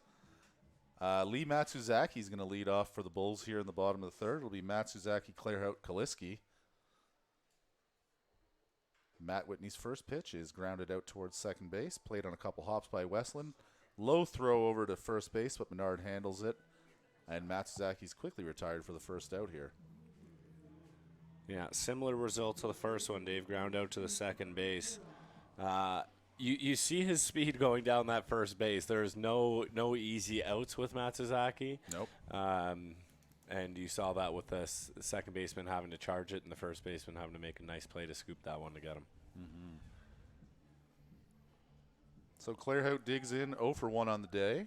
Yeah, had that hard line out to the first baseman last time, Dave. Yes, the atom ball. Mm-hmm. So, yeah, nice to know that he's seeing it well. Yeah. That one hit to the opposite field, a little bit of a looper. Trailed well by Freeman, and he makes the catch heading across the foul line for out number 2 here. Yeah, that was a great read, great speed, Dave, by Freeman. Well said. Thank you. And is that 2 pitches, 2 outs as well? That is, yeah. Kaliski's going to want to take a few for the sake of Brett's Getz here. Yes, yeah. Getz had 17 pitches in the last inning, which Dave right in that sweet spot, up to 45 on the day. I suspect he wants more than 45 seconds of rest, though. I would assume so, yeah. Hopefully there's a long commercial break if Kaliski can't do some damage here. First pitch is taken by Kaliski. It is a strike, so he's down 0-1 here early. Maybe we can get Tony Days to do a couple extra games out there. A little bit of vamping, yeah, Absolutely. Second pitch from Whitney misses outside for ball 1, so counts evened up 1-1 here. Yeah, I would also say that the next close call at a base is probably going to result in one of the head coaches coming out to have a discussion with the umps. If it doesn't go the Bulls' way, I would say that's almost a guarantee, Dave. They don't like to show up the umpires, but they like to look out for their boys, that's for sure. Mm-hmm. Speaking of looking out for the boys, Kaliski takes a third straight pitch. That one is a strike, so he's down 1-2. And he's going to have to swing the bat now. Not that that's a problem for him, but... And that next pitch he does take as it misses outside, gets past the catcher Gonzalez into the backstop.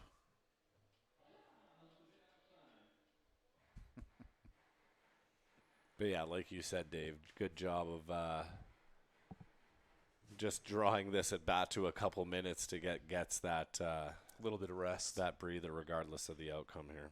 Kaliski puts a good swing on that one. It's deep in the hole to short, played on a few hops and over to first. And Kaliski is called out on a bang-bang play again. And will we see a visit from Ryan McDonald? We will not. Brett Getz is quickly out of the dugout and onto the mound. The fans are letting the umpire have it here, though, and well-deserved, I would say. Oh, I see now why we didn't see Ryan come out. He was at first base already. He doesn't look happy, though, Dave. He looks a little bit, I'll use the word grim, a word I love to use. Mm-hmm. As we head to the top of the fourth here, it's Lethbridge Bulls baseball and Flow Sports.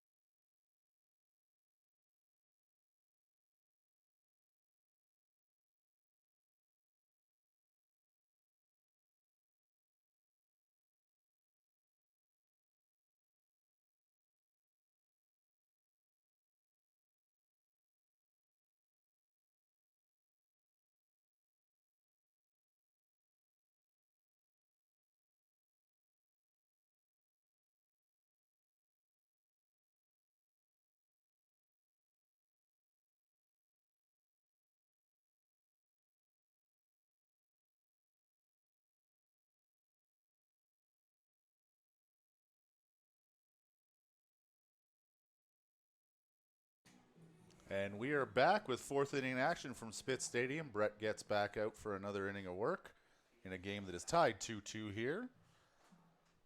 And it's going to be Sorensen, Freeman, Gonzalez for the Berries. And the Bulls are hoping for similar results to last time, I'd say, AJ. Yeah, they Sorensen led off the second, and it was a 1-2-3 inning after Sorensen walked, and then Freeman hit into that tidy little double play by Andertic. So hoping for similar results here for the Bulls.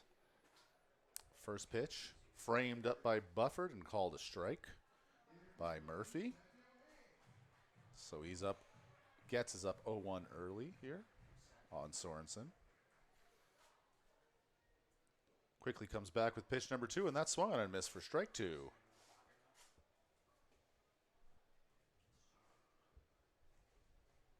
And Jay, the weather appears to be holding off. Winds died down a little bit again. Lights are coming on.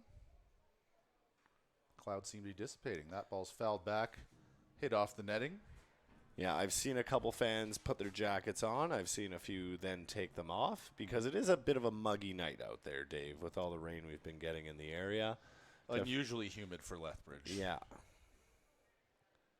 And yeah, like you said, with the wind not blowing all too much, makes for another beautiful evening here. That pitch misses inside for a ball. Counts now 1-2.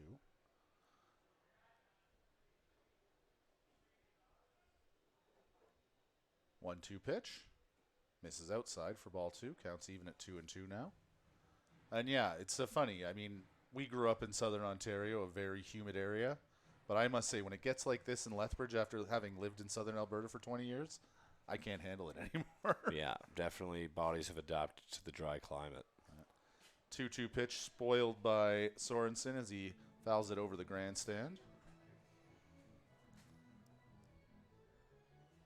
Yeah, one of the reasons why the Berries are at the top of the leaderboard is a lot of their players are really good at just being patient and getting themselves a pitch to hit in the count. But good job by Getz by blowing one past him there.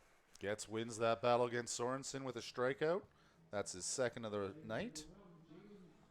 That'll bring Jalen Freeman to the plate.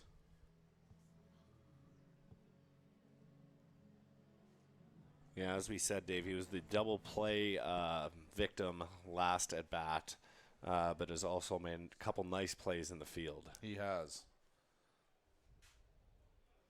He also gave one of our all-time, something we always enjoy seeing, the left fielder resign to the fact that the home run's going over the scoreboard. Love seeing it, absolutely. Yeah, definitely. The no-doubter for sure.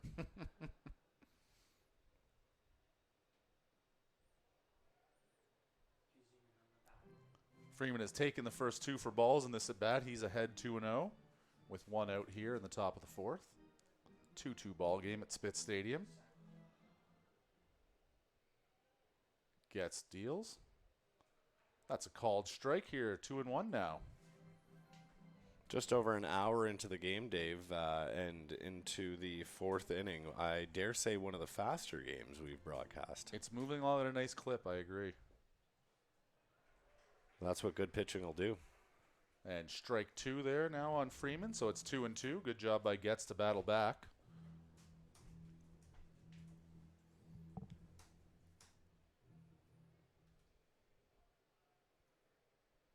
And that one swung on and grounded to the first base side, foul all the way.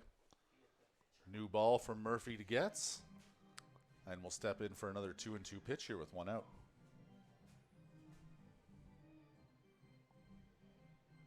Rudy Gonzalez, the catcher on deck, knowing he's hitting regardless, has taken the lower half of the pads off. Something Jay loves to see. Love to see it. Also love to see the race to put him back on if he's the 3rd out. And that pitch got a lot of the plate, called a ball, and the fans are letting home plate umpire Murphy have it. Yeah, Murphy and Wall not making a lot of friends out here with the Bulls fans. I must say, as a broadcaster, I love seeing the fans this into it. I agree, Dave. Seems like Getz does as well. Swung on and missed by Freeman for the 2nd out of the inning and the 3rd strikeout of the game for Getz. And yeah, I mean, if you're listening on the stream, you know we play some of the field noise for you. And yeah, I think it makes for a better broadcasting experience, makes for a better playing experience, makes for a better viewing experience. Honestly, I think it's just it gets picked up by how loud the crowd is. I don't know if it's intentional that we're playing the sounds on the field, but it definitely does enhance the situation. The field noise is part of the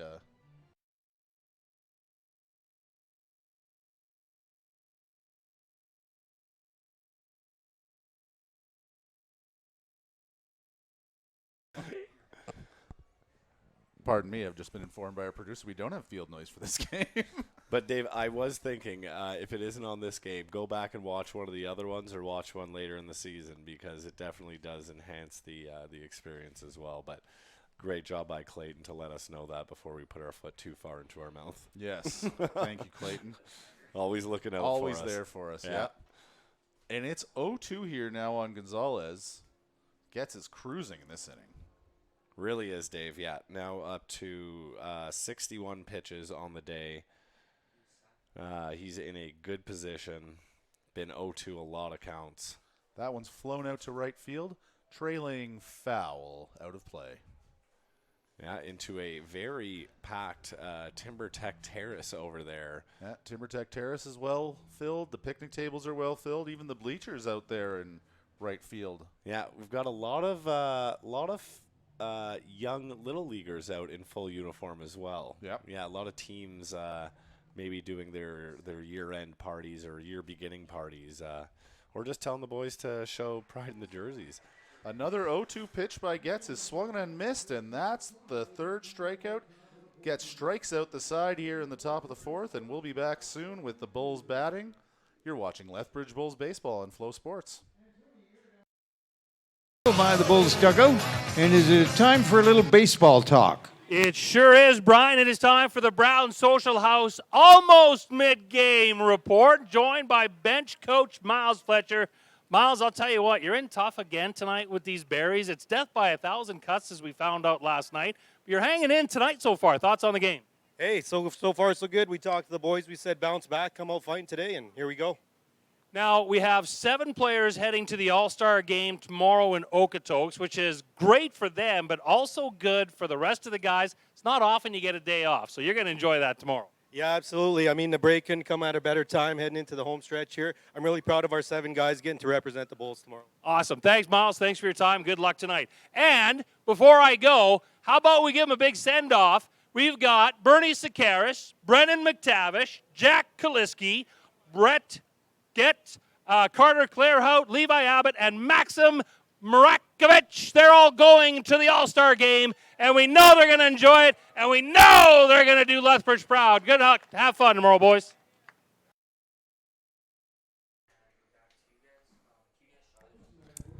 And another nice recognition of our All-Stars here at Spitz Stadium.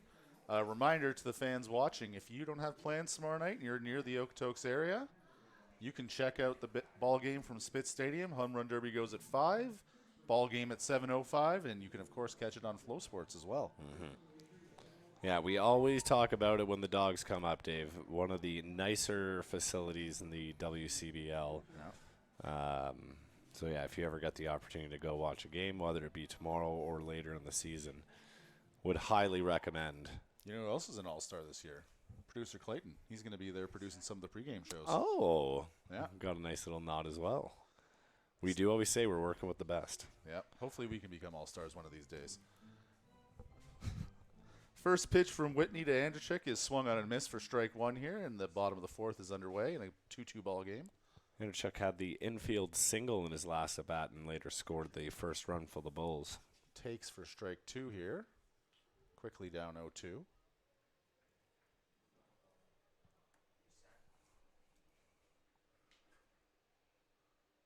Swings on that one and fouls it down the third base line.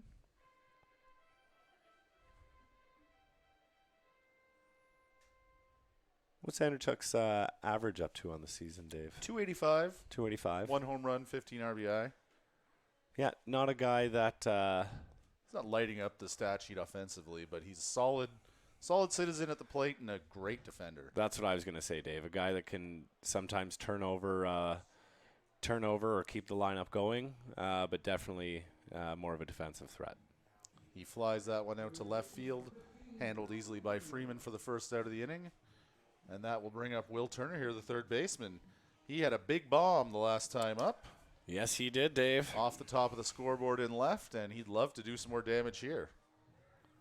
Yeah, always like when they go over the scoreboard. There's something about that view. It shows that it's a towering blast because between the wall and the scoreboard, that's got to be 25 feet high. Yeah, it's probably a 345-foot shot, but then the 25-foot wall as well. Definitely something that I think the guys watch it back if they hit one. I would. 1-0 pitch to Turner, taken low, ball 2. Or put it part of their highlight reel or sizzle reel or whatever the kids are calling them these days. Yes, we've watched a few of the players' sizzle reels this week on the socials, and there's some good ones out there.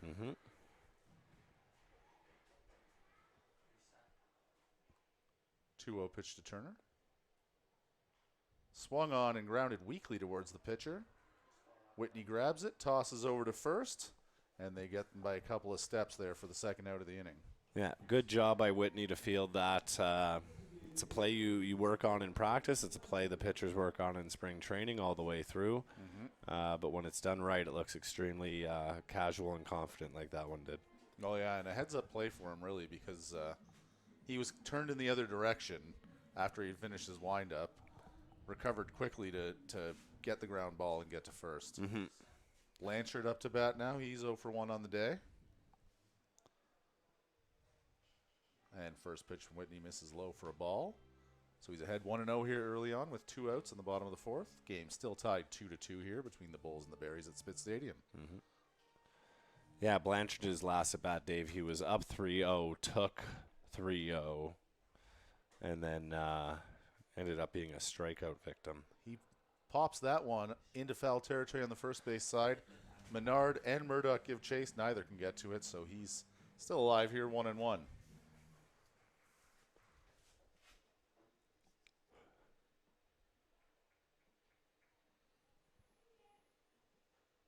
Whitney taking a moment to collect himself before he steps back on the rubber. Blanchard doing the same at the plate before he digs back in. Now everyone's ready and set here, and we'll have a 1-1 pitch for you in a moment. Swung on and missed for strike 2. Whitney now up to 53 pitches on the day, Dave. Kind of a mix through the inning. 14 in the first, 22 in the second, just 7 in the third. Wow. Well, and he's got to be at a pretty low pitch count for this inning as well then. 10, maybe? 10. Blanchard 10 is gets exactly a hold right. of that one. It's hit well, but it's also hit well foul out to the left field side, landing on the family picnic berm. Yeah, now his 11th pitch on the inning, Dave. And he's 1 strike away from getting out of this thing. Yeah, and his line thus far, interesting. Not big on the strikeouts, but he's forcing weak contact, I think, is how you would call it. And then also just good defense by the Berries. Blanchard spoils that one, fouling it down to the first base side and out of play. Count remains 1-2 here.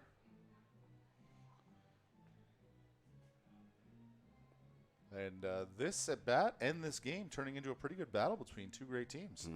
Yeah, I think this is what we were expecting early on yesterday when the Bulls got those first 2 runs. Ooh, that one gets in on the hands of Blanchard. He fouls that one off as well. Good job to fight that one off. Yeah, now up to 6 pitches on this at bat alone. Yes.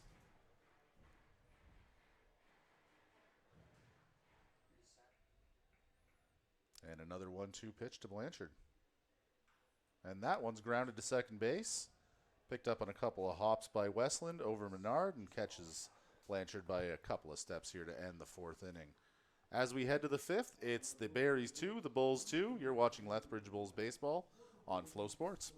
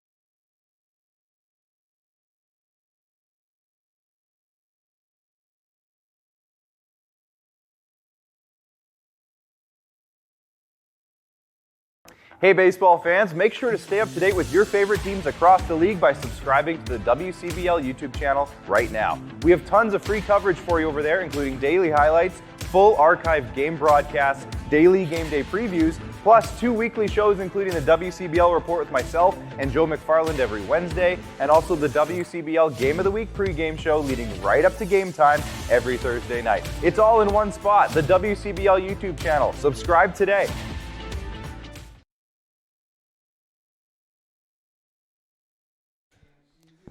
And it'll be the triple E's for the Berries here in the top of the fifth. Evan Janner, Ethan Menard, and Ethan Murdoch. Yes, it is a good situation for the Bulls at this point. Definitely ahead of where they were last night with the 2-2 score, and gets appearing to be in pretty good control here, Dave. Yeah, his first pitch to Janner. Check swing. They checked down to third base, and Fair said, yes, he did go. So it's 0-1 here early on Janner. Get steals. Yeah, That Janner one taken for a ball. 1 for 1 on the day, had the infield single, stolen base, and then later scored in the third inning, Dave.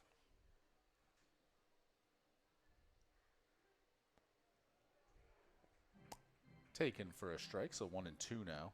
And, you know, I've been watching a lot of older episodes of This Week in Baseball on Apple TV lately, Jay. Oh, yeah, I love it. Thanks for the recommendation. No problem. And So Janner good. has a very old-school kind of stance with the way he holds the bat on his shoulder there, back elbows down. He does little Mickey Tettleton almost. Yeah. They check down again, and he did indeed go, so that's strike 3, and a quick first strikeout here. That's 4 in a row for Getz. Yeah, and Fair giving the first bull call of the night with appeal or without appeal. The first one that gets a good crowd reaction. So this umpire team trying to get back in the good books of this Spit Stadium crowd. Big time, Dave. Still a lot of baseball left to be played. Yes. So Ethan Menard, 1 for 2 on the night, steps in. He takes the first pitch for strike 1. yeah, great point of 4 strikeouts in a row for Getz there, Dave. Yeah, really looking in control here. Nice to see. Mm-hmm. That one's lined well out to center field. Sakaris does a great job of keeping an eye on it, getting in and catching it on the fly. That one was still going full speed when it got to him. Yeah, Dave, and it was waffling a bit too. It moved left, it moved right, it went up, it cut down a little bit. But, yeah, Sakaris, great job of reading it off the bat, and good hustle to get there for 2 outs. So now with 2 outs, it will be Ethan Murdoch, the third of the 3 E's. And he grounds to short on the first up. Picked up by Spinoza after a bounce. Oof. And they get him on a quick bang-bang play at first base. So gets through the E's with ease, and as we head to the bottom of the 5th, it's the Berries 2, the Bulls 2. You're watching Lethbridge Bulls baseball on Flow Sports. The Lethbridge Bullhorn is all things regarding the Lethbridge Bulls of the Western Canadian Baseball League. The Bullhorn has the latest news regarding the Bulls with interviews with current and past players, signings, game recaps, and updates on all the events happening at Spit Stadium. The Bullhorn is your place for all things regarding baseball in Lethbridge. Get your horns up with the Bullhorn, the Lethbridge Bulls Baseball Report. This summer, there's only one place to be, and that's Spit Stadium. You can sit here. Or here. You can sit here. Or here. Or even here. But not here. Get your tickets now at bullsbaseball.com and come experience Bulls baseball all summer long. It's going to be unbelievable.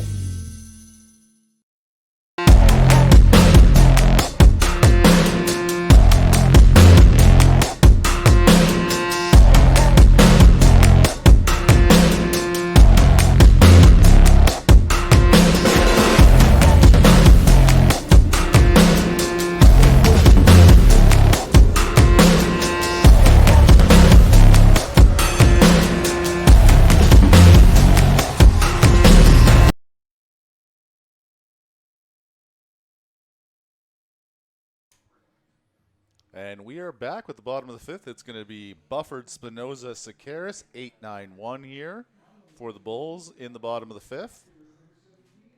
Yeah, Dave, couple quieter innings for the Bulls, going 1, 2, 3 in both the third and fourth. So just looking to get a little bit of traction going. Couple base runners here, and hopefully get the bats going a little bit more. Bufford would be a good guy to do it. He had that big double off the bottom of the wall his last time up. Mm-hmm. Ooh, that one well inside, and Bufford has to dance out of the way.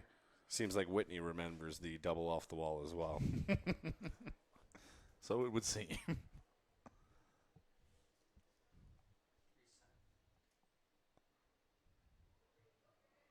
Second pitch is taken down Main Street for strike one. Bufford shrugs that one off and steps back in 1-1 now.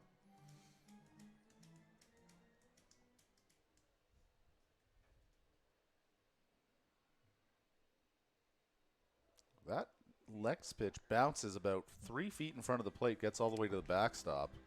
And I think fair to say Whitney missed his release point on that one. I would concur with you there, Dave. Not often you see that on a fastball, that you're getting the catcher to duck and get out of the way of it. So looked more like a cricket bowl than a pitch. Bufford did not give it a try, though. And that misses outside, 3-1 now. Bufford in the driver's seat here, 3-1 with none out in the bottom of the fifth, pardon me. And another one bounce, and Bufford has himself a base on balls here to start off the bottom of the fifth. There's that base runner we were talking about, Dave. Well, gotta like where this is at for the Bulls. They've got Spinoza coming up, Sakaris on deck, runner on first, no outs. Yeah, Spinoza, I'm sure looking to get some or be aggressive, I would say, in this at bat after getting rung up on that call. Good way to not get run up on a call is by swinging the bat, Dave. So definitely, I'd like to see him have a more aggressive approach here. Put up a competitive at bat. Yes. First pitch from Whitney. Spinoza shows bunt, takes it away as that pitch misses well outside for ball one. And I don't hate the idea of a bunt from Spinoza here. No, I agree, Dave. Should avoid the double play. Yeah. Get Bufford over. Yeah, Spinoza's average up to 226 on the season. Like we were saying, not the biggest threat at the plate, so perfect situation for this, like you called it. Gets a nice bunt down towards the plate. Oh, love that. Oh, a little bit of miscommunication between the Barries fielders. And everyone's safe here, as it's now 2 on, no out, and the spark plug, Bernie Sakaris, steps to the plate here with a chance to do some damage. That is exactly what we try to preach, Dave, when we're up here, is moving the guys over, putting the ball in play. These guys, as good as they all are, they're young, they make mistakes, and that's a perfect example of how a little bit of lack of communication can lead to a good situation for the Bulls here. And this will bring a mound visit for the Barries. Fair to say this is somewhat unfamiliar territory. We're decently deep into this ball game, halfway through, a little over halfway through actually, and the Barries, not their backs against the wall, but they're facing a little bit of adversity. And when you're 34-6, you don't have many adverse situations in the course of a season. No, it looks like they're not messing around, Dave, and they're going to the bullpen right away. My goodness. Okay. Call to the pen here, and we'll see who answers. So that's going to give us a little bit more time to chat here. Oh, he's bringing out his own rosin bag. I like that.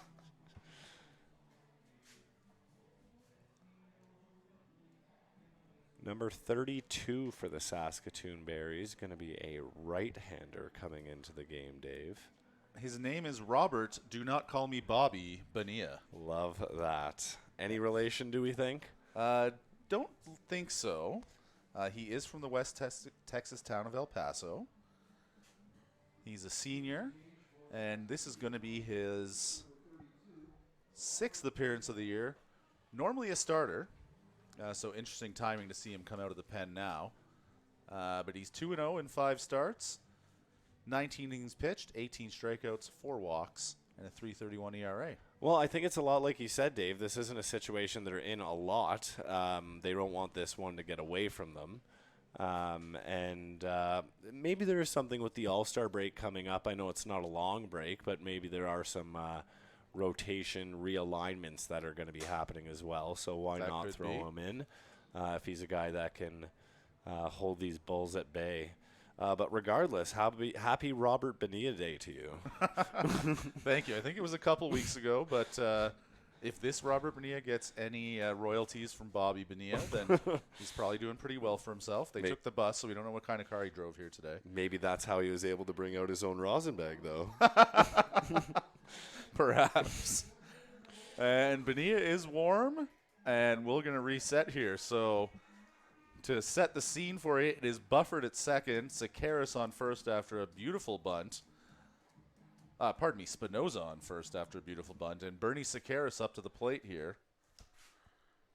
Bernie 1 for 2 on the day? Yeah, he's got a single and a fly out to the right fielder in the last at bat. Bernie also shows bunt, directs it down the third base line, but foul. And Menard was creeping way in, so clearly they're expecting bunt. Thought it was going to be the first base side. Heads up play by Bernie to try and put it down the third base line, as Rel was standing a little bit further back. It appears he intends to attempt bunt again. He's not making any secret about it. Takes that away at the last second as that ball misses outside for ball one. And I love the small ball we're seeing here, Jay. I agree, Dave. This is maybe the biggest smile I've had on my face down here in a while because I love watching the small ball play out here. Yeah, Sakaris again, no surprises. He's showing bunt right off the hop. Oh, no, now he's, switches back and forth. Yeah. And that rattles Bonilla as he throws a wild pitch to the backstop. Going to allow both runners to advance. So it's now Bufford on third, Spinoza on second. Sakaris had 2-1 in the count. And the Bulls are playing Bulls ball here. Yeah, Dave, the Sakaris gamesmanship that he typically shows on the base path being used on the at the plate here right now, and it is a treat to watch. Indeed, indeed. All right, Bonilla with the 2-1. Nice heater swung through by Sakaris to even the count at 2-2. And this is a heck of a battle. This really is, Dave. That got a visible gasp from the crowd there. Yes. Nice to see a crowd that's so into it. Mm-hmm.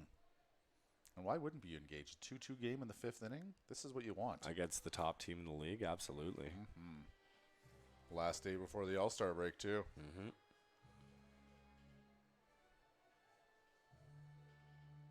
Bonilla shakes off the sign from Gonzalez. He's found something he likes now. And here's the pitch. And that misses well outside.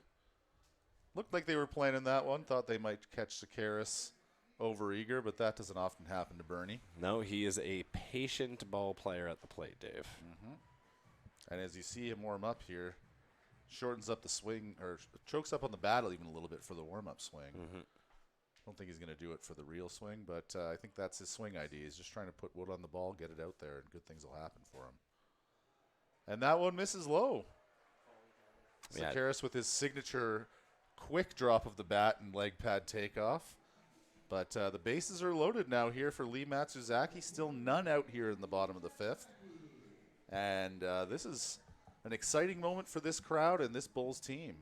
Yeah, in a 2-2 ball game. Matsuzaki with a couple ground outs to the second baseman thus far, so perfect opportunity for him to hopefully cash one in or a couple. Yeah, all he's do is find some green, and he's scoring at least one here. Yeah, he's really good at making contact, so wouldn't be surprised to see him find a way to get a runner in, give the Bulls the lead here. Matsuzaki takes the first pitch low for ball one. Bonilla's been struggling to find the zone so far.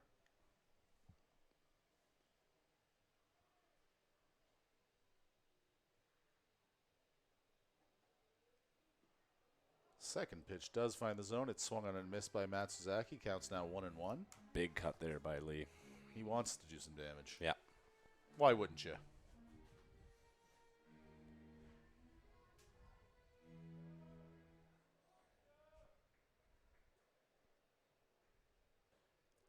Another pitch swung on and missed.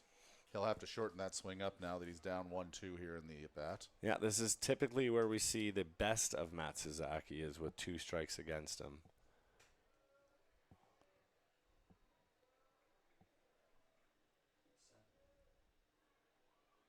Runners take their leads. Bonilla gets his sign and deals. And swung on and missed again by Matsuzaki. And in that battle, Bonilla comes out ahead. But now let's see what he can do with Mr. Carter as Carter Clairhout steps to the plate here. Yeah, just one out in the inning, Dave. Still a dangerous situation. This is about as dangerous as it gets. Bases loaded. Two of the most fearsome power hitters in the league coming up to bat. Yeah, a couple all-stars back-to-back. Yeah. We'll see what Bonilla does with him here.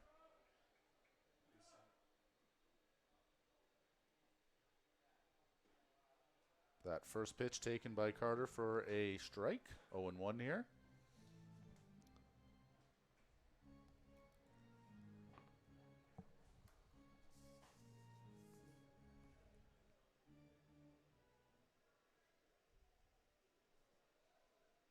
And that next pitch bounces, but is blocked well by Gonzalez to keep the runners at bay. And now 1-1 to Clairhout.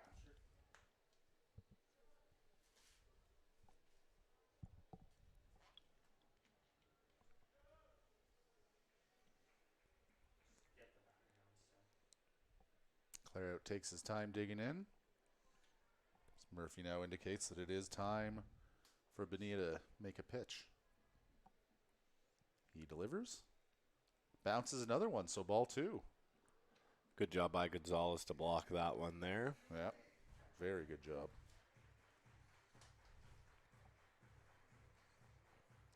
Gonzalez and Bonilla have a couple words as they exchange the ball a few feet in front of the plate. Murphy brushes off home plate, gives Gonzalez a moment to catch his breath. Clairhout also takes his time stepping in. So it's a 2-1 count here, 1 out, bases loaded in the bottom of the 5th of the 2-2 ball game. Bulls looking to take the lead. And that pitch misses outside for ball 3. And there's nowhere to put him, so he's going to have to throw a strike here, and we know Carter Clairhout can do damage when he knows a strike is coming. Yeah, Dave, it's been an interesting pitch mix for Bonilla. Either a very confident right over the heart of the plate that the Bulls are having trouble catching up with, or just too far to the zone where there's no point in offering. Clairhout does offer it that one and grounds it foul down the first base line. And I think he's happy with that foul ball. I doubt that was the contact he had in mind. Yeah, it's funny, Dave. I was thinking it was going to be slow enough that it would have been trouble turning 2 there, so still would have scored the run. But, yeah, we've seen Clairhout have far better success at the plate, and I think he's happy to have another crack at it here. Indeed. So it'll be 3-2, but Clairhout does indeed have another shot. I wonder if they would have come home with the ball had they gotten to it in fair territory. Yeah, I think it's a situation where, depending on how quickly Clairhout's running out of the bag, you either go home first or first and then home. But and that one swung out, and good luck if you're parked in the main parking lot here. Yeah, we got our first parking lot ball out here today, so hopefully it's just a souvenir and not an insurance claim, but we will see. So 3-2 here. Bufford on third, Spinoza on second, Sakaris on first. And Clairhout at the plate. Bonilla winds and deals. And that one is hit out towards second base. Bit of a chopper. Westland takes a couple looks, not sure what to do with it. Ends up just getting the out at first. That'll score a run, and the Bulls take the lead here. Clairhout with a ground out double. And with 2 outs, we have Steven Andrechuk to the plate here with runners on second and third. Yeah, Dave Bufford's. Oh, pardon me. I was going based on the music, and it is, in fact, Jack Kaliski. Maybe that'll give Kaliski a little bit of luck. Be fun to see if he went yard there and see if he had to switch his music to smooth operator. Yes. First pitch to Kaliski misses low. I know that baseball players are superstitious. I just don't know if he's very or just a little stitious. Buford scoring there on that last play, Dave, with Sakaris moving up to second and Spinoza moving up to third now. Kaliski takes the second pitch of the AB, a breaking ball for strike 1.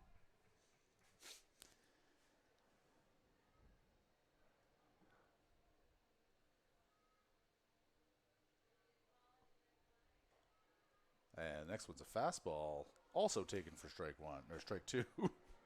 Be pretty hard to take 2 straight pitches for strike one. The fans giving home plate umpire Murphy the business on that one, but I will say from my vantage point, that was a strike all the way. Yeah, we have debated home plate calls before, Dave. That's not one that we're going to as much. We shall not. Ooh. That one gets past Gonzalez all the way to the backstop. Spinoza comes in to score. Sakaris advances to third. The Bulls now run their lead to 4-2 here in the bottom of the 5th. Yeah, Dave Gonzalez has been doing a good job blocking those pass balls, but that one just took a weird hop, went straight up, and you could tell he had no clue when it was coming down. Definitely some confusion for him. And yeah, Bulls doing a good job here, Dave, of getting out of that 1-2-3 inning and scoring 2 runs and potential for more here. Kaliski chops at that one. Picked up fair by Gonzalez. Oh, but the throw pulls Menard off the bag. Kaliski's called safe. Sakaris in to score. It's 5-2 now. Menard trying to appeal down to the home plate umpire, but the call will stand as is. It's now 5-2 for the Bulls. 2 outs, runner on first, as that's called an error on the pitcher. Yeah, Dave. Oh, sorry, error on the catcher. It was a questionable play by Gonzalez. Definitely could have let it spin foul there, but thought he was going to be able to get Kaliski at first. Rushing the play seemed to pull the first baseman off the bag. Tried to get back, thought he got back, but Kaliski just did a good job of running that one out. And the fans absolutely loved it, interrupted.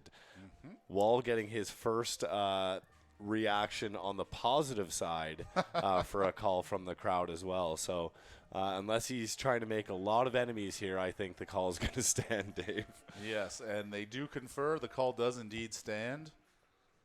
And that's good news for the Bulls as they now lead 5-2. Mm-hmm. We hear smooth operator one more time, and this time it is indeed Steven Andrzyk up to the plate. He's got Kaliski on first here with 2 outs in the bottom of the 5th inning. First pitch to him bounced, ball 1. As we were saying about Kaliski changing his music, I don't know if that's the result that will make you change it, but nice for him to cash one in on an E2. Talking about that one went at least 8 inches. Second pitch upstairs, taken for ball 2. Yeah, as much as it's not a typical result or RBI for him. RBI for him, I think if you ask Jack, he'd be happy to get another run on the board for his team. Definitely. And that one in the dirt, blocked by Gonzalez, but Kaliski's going to advance. Throw down, does not catch him. And now it'll be runner on second, 2 outs here for Andrzyk. Kaliski showing off that speed as he's playing in left field today. Yeah, 3-0 count in Andrzyk's favor here, too, so he's in the driver's seat. Yeah, he doesn't have to run tomorrow. He's in the home run derby. And that'll be a ball to Andrzyk. He takes a 4-pitch walk, and that will bring up the number 6 hitter, Will Turner.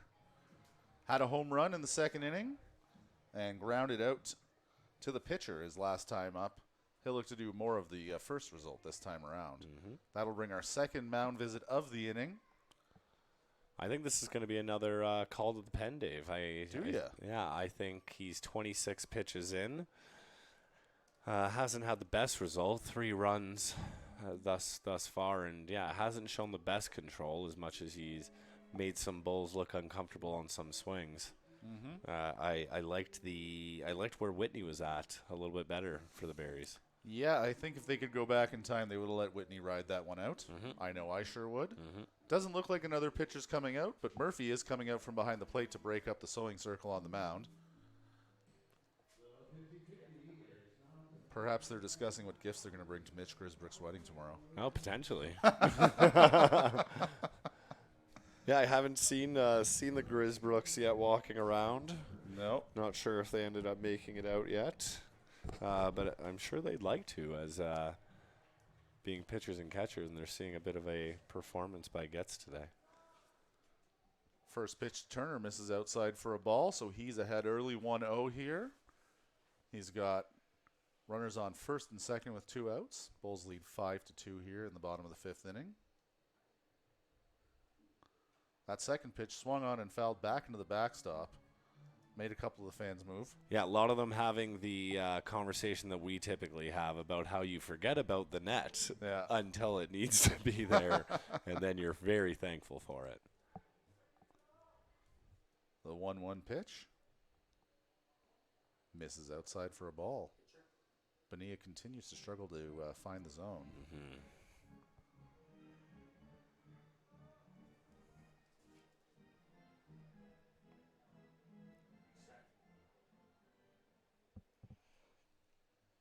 And that one bounced as well, so it's now 3-1 here.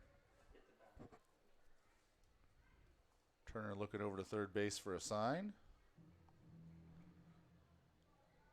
Bonilla hoping he can throw it over the plate and give Turner something to swing at here so they can get out of this inning. Yeah, they've been sitting with 2 outs for far too long if you're a Berries fan. That one swung on and grounded up the middle. Played well by Houston.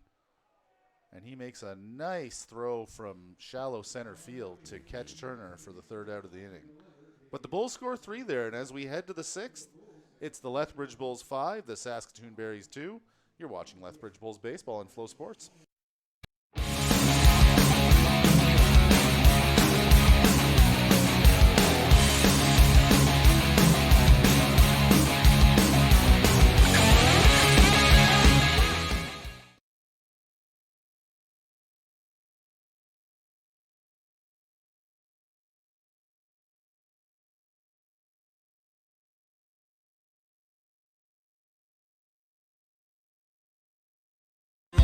Have you ever wondered if there's one thing that connects people from across our province?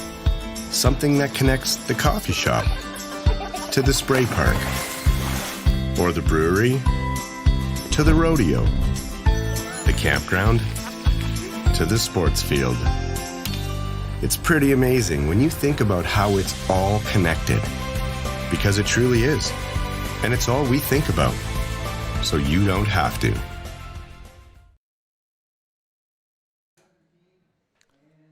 And we are back to start the 6th inning. Brett gets back out, and why not? He's been cruising. He's going to face 3/4 of the Saskatoon infield this inning, with shortstop Nathan Houston, followed by third base Mason Rell, and second baseman Cooper Westland. Yeah, Dave, interested to see what the Bulls end up doing with Getz. Obviously, 3 innings in a row, the 4 strikeouts in a row in the last couple. But he has reached the 70-pitch plateau. And, yeah, I'm intrigued to see if the Bulls stay away from doing what the Berries did, pulling Whitney out and putting Bonilla in, and maybe pulling your guy a little bit too quick. Or if they just leave him in until his arm falls off, as you say as well, if he's going to be pitching this well. I don't think he's going to be pitching tomorrow in the All-Star game. But this is his All-Star game tonight, dealing against the top team in the league. Yes, I would say a good result will give him some bragging rights in the locker room tomorrow. Yeah, no, definitely. Yeah, because all these West teams have been given the blues by the Berries so far.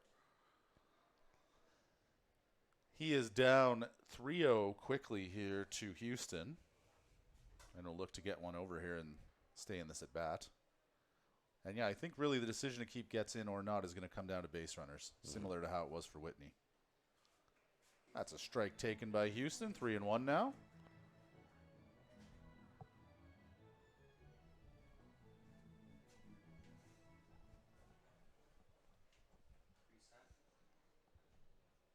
(3-1) pitch. Swung on and flown out to shallow right field. Second baseman Andrishuk has a beat on it. Catches it with no issue. Matsuzaki into cover, but not necessary. And that's 1 out here in the top of the 6th. Yeah, Dave, when Getz came in after that that fast inning, I believe it was the start of the 4th. Yeah. And I was a little concerned about the amount of time he had in between, and he rolled through with those 3 strikeouts. I was concerned when he started 3-0 here after that long break, and thought maybe he's just a pitcher that likes to get right back out there. But he did run back out after that quick inning and came out a little more casually this time. Yeah, nice to see him get that first out, though, and then get ahead in this count. First pitch to Rell is a strike. He's ahead of 0-1 here with 1 out. 2 singles on the day for Rell, 2 for 2. Had the RBI in the first inning, and then the infield single the last at bat. Takes that second pitch for a ball now. Memory 1-1-1. serves me correctly. I believe he had that infield one that got past Getz, then past Anderchuk on the the bare hand play. Yeah. Gets back in the driver's seat here now. 1-2 on Rel.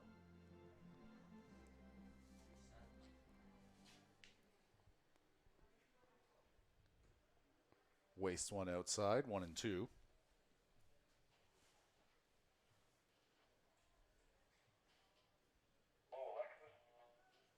And with this tighter game that the Berries are involved in, this is one of the first times we're not seeing any huge numbers on the out-of-town scoreboard, Jay.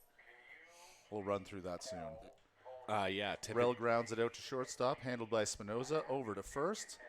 Claire stretches and makes the play for the second out. Pardon me, Jay. No problem, Dave. I'm always fine with getting interrupted by a nice defensive play by the Bulls.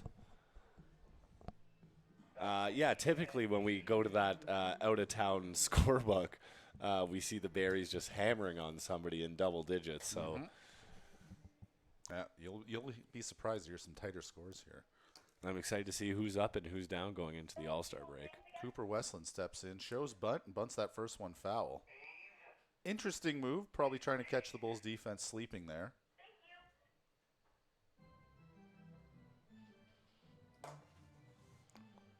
But he's down 0-1, takes his time getting back to the plate.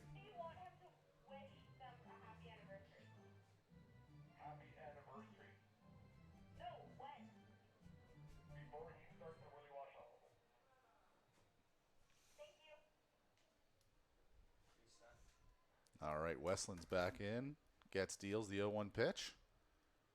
And I don't know why the crowd's not chirping that one. That looked like a strike to me. Yeah, Dave, that slider that Getz throws, it has the tendency to come over the middle and then snap back.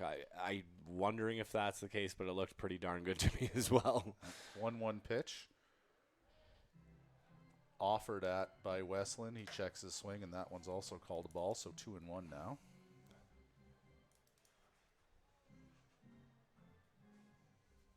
Two-one, 2 outs, top of the sixth. Bulls lead 5-2. And that one's grounded up the middle, and no one's getting to that one except for Sakaris, who's going to play it off the ground, get it in quickly. Westland takes a good turnaround first base, but goes right back. And that will bring up Balin Sorensen, pardon me. Yeah, Dave, that was a tough at-bat for Getz there. I feel like he threw two good pitches, two good sliders that maybe deserved a better call, at least one of them. But because he got the two balls, put him in a situation where Westland was able to just tee off on that next pitch that he had to essentially just leave over the plate. Yeah, fair assessment. First pitch to Sorensen is in for a ball. Getz has the sign. Takes a look at first. Deals to the plate. And that one's flown out to center field. Sakaris is back on the run at the track. That bounces off the bottom of the wall.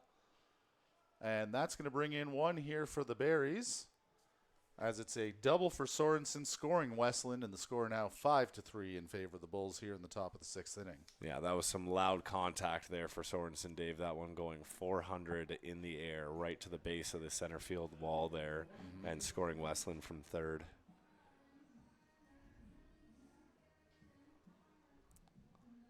So Jalen Freeman, the left fielder, up to bat now.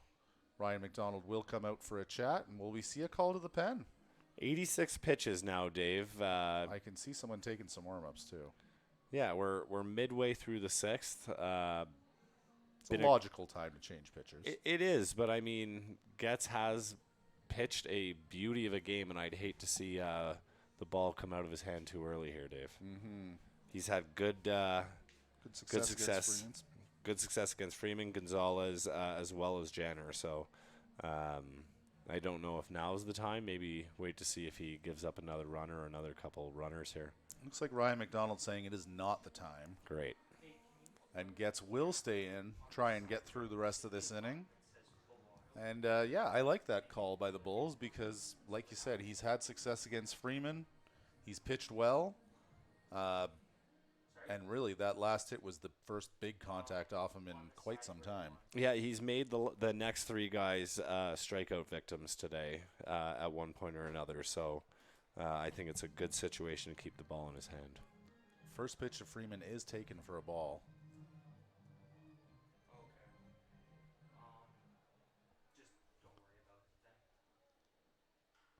And that one's popped up. Turner has a beat on it at third base, drifts into foul territory, and makes the catch to end the inning here. Crowd gives him a nice round of applause. And as we head to the bottom of the 6th, the Bulls still in the lead, 5-3 here at Spitz Stadium. You're watching Lethbridge Bulls baseball on Flow Sports.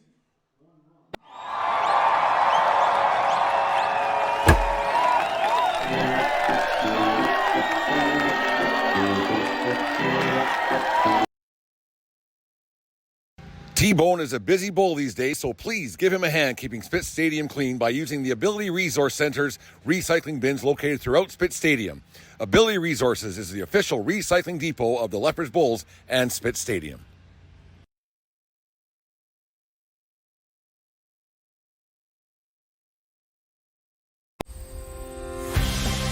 It's pretty amazing when you think about how it's all connected.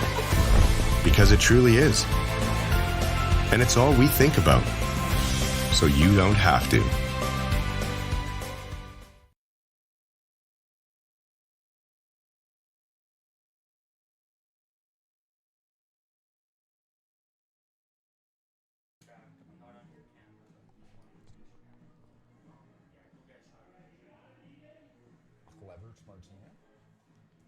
Yeah, it looks like we got a new pitcher coming in for the Berries, Dave. Number 19, Clevert Martina, coming on for the 3rd pitcher of the night.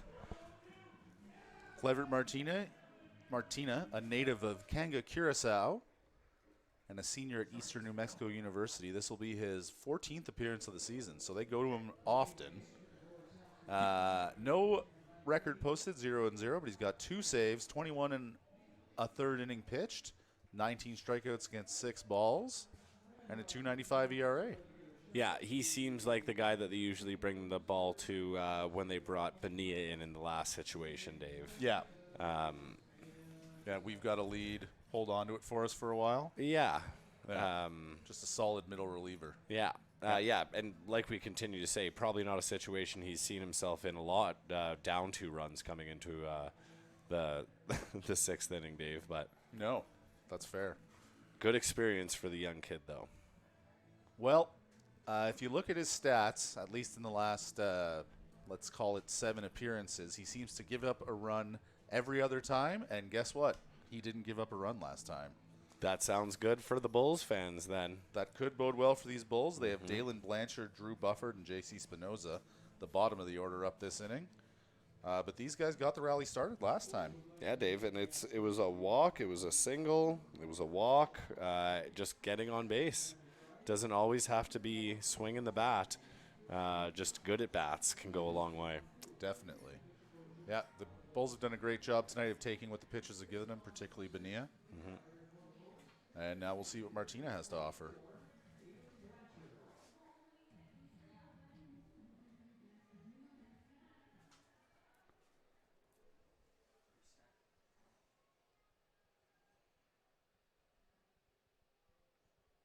First pitch to Blanchard. Misses high and gets past Gonzalez for ball 1.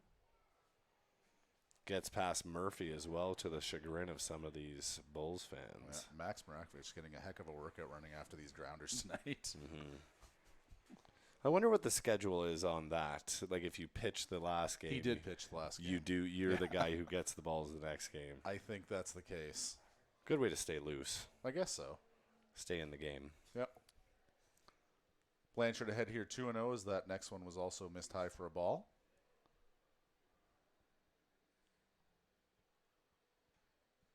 Blanchard offers it that one, even though it was a little high and inside. Fouls it back to the backstop. He's given himself a little bit of grief for that one. But I like the idea. Yeah, looks like he's got the timing down, Dave.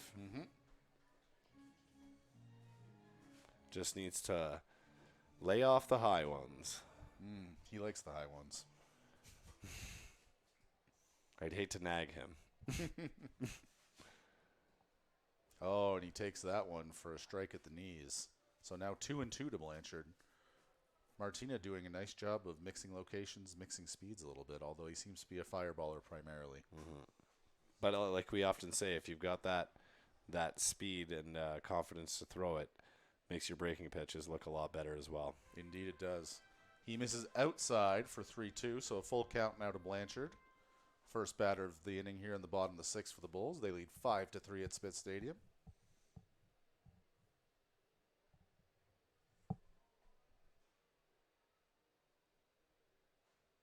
And that's grounded up the middle. Gets past Martina, but is grounded well by Westland, fielded well by Westland, who throws on to first to get the first out. Yeah, Westland's done a good job today with the field to turf bounces and trapping those and making strong throws to first, Dave. Yes. And considering this is the Barry's first visit to Spitz Stadium, you would think he's unfamiliar with the way the bounces play in this infield, which we've discussed at length in many of our broadcasts. Yeah, he either really studied the field before the games or it just is a testament to his fielding. Drew Bufford, the catcher, up to bat now. Has himself a double and a walk to his name so far. Looking to get on base for a third time this game with one out here in the bottom of the sixth. Yeah, he's down, sorry, you go, Dave. I was just going to say he's down 0-1 early. He's made good contact to left field a couple times, had that double off the wall, and then had that screaming foul ball in his last at bat before drawing the walk. So hoping to straighten one out and give it a ride. As we continue to say, when he makes contact, he hits the ball hard. 1-1 now to Bufford. And that one misses upstairs for ball 2.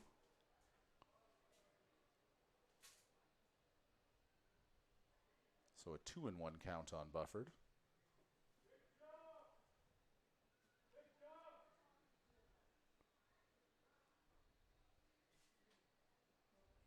And that one low and inside a little bit. Ball 3 now, 3-1.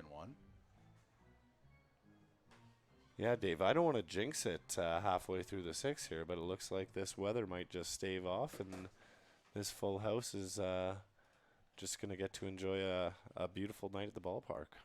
Oh, we sure hope so. That one taken for a strike, so 3-2 now. And it's going to be best on best here. Martina's going to give his best pitch. Bufford's going to put his best move on it, and we'll see who comes out the better man. These are the situations why you come down to the ballpark. Bufford puts a good move on that one. However, it is foul out of play on the first base side. And we'll do it all again here, 3-2 with one out. Yeah, always interested to see if the pitcher goes back to his best pitch or if that was just setting him up for a different pitch. But he misses outside and low, so it's a walk to Bufford, his second of the day. He's on base for a third time. And that will bring J.C. Spinoza to the plate. Yeah, this is exactly how the last situation or last inning started, Dave. Then the bunt back to the pitcher, getting Spinoza on base. Sakaris then walking. Wouldn't be surprised to see them try something very similar here. I wouldn't be surprised either. So far, it looks like Spinoza's planning to swing the bat. He does swing on the first pitch, fouls it out of play to the first base side.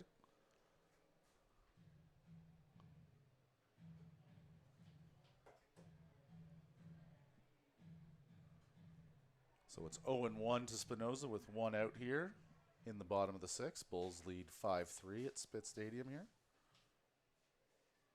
And that one taken inside. Spinoza has to turn out of the way. Yeah, I don't think that one was intentional, but definitely a little too close for comfort for Spinoza. Certainly. The 1-1. That catches the outside corner, taken for strike 2.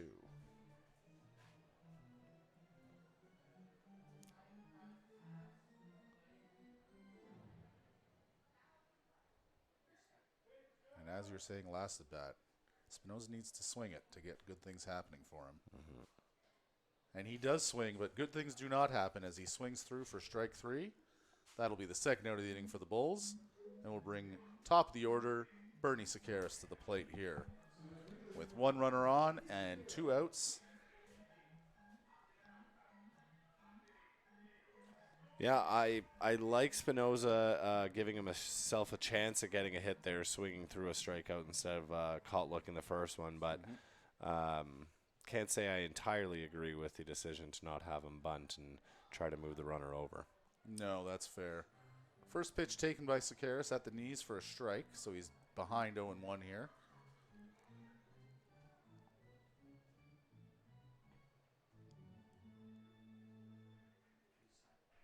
Sakaris 1 for 2 with a walk so far. Swings at that one. It's out towards second. And they'll just take the force at second there to get out of the inning. And as we head to the 7th, it is the Lethbridge Bulls 5, the Saskatoon Berries 3. You're watching Lethbridge Bulls Baseball on Flow Sports.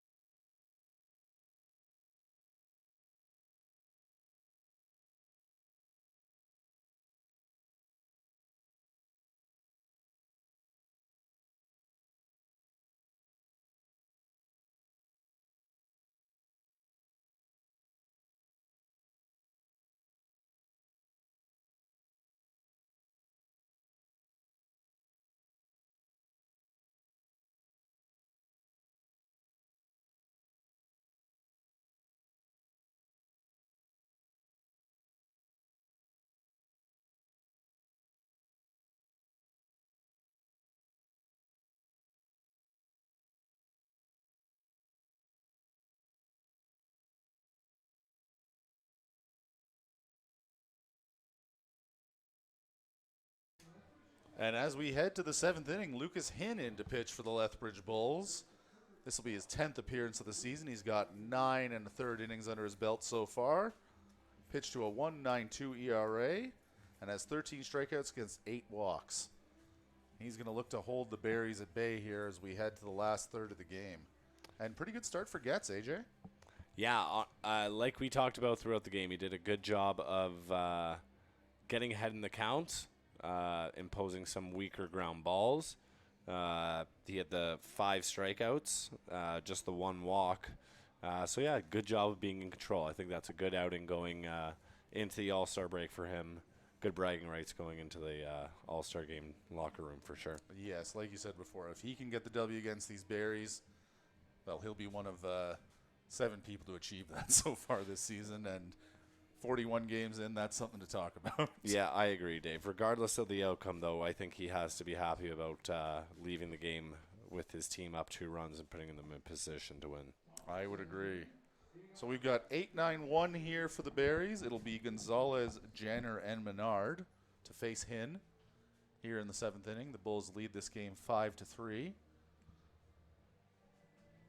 Gonzalez 0 for 2 on the day. Had the fly out to the right fielder in the 2nd and then the strikeout in the 4th, Dave, to end the inning. Yes, yes.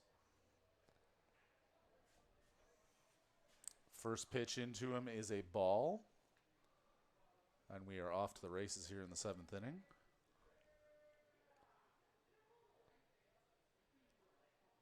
Second pitch taken. Called a ball. And quickly 2-0 here. Gonzalez is ahead.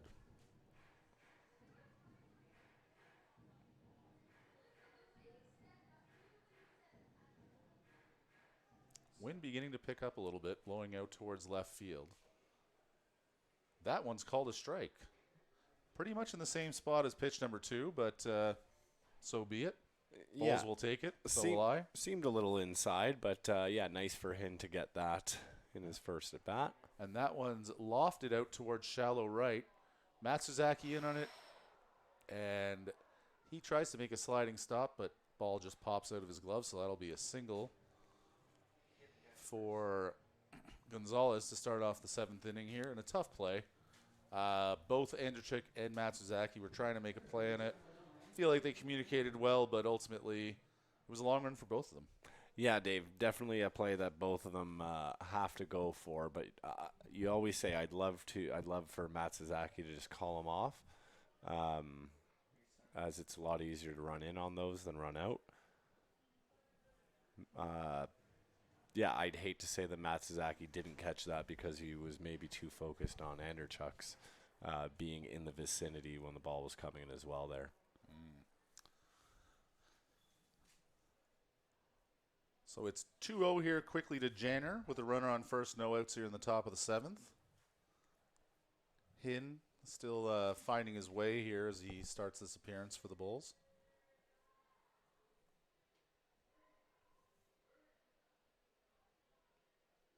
A little bit of chatter over there at first base. Oh, it looks like Gonzalez just tying his shoe. Well, that's fair. No one wants to trip on a untied shoelace. No, absolutely. Also don't want to be caught looking down when Clearhout points it out and then get picked off by Hinn. Classic. Veteran move. 2-0 pitch. Taken for strike one. Nice pitch by Hinn to come back there. Perhaps that little moment was all it was needed. Sometimes it's all it takes. Just a little extra breath, Dave.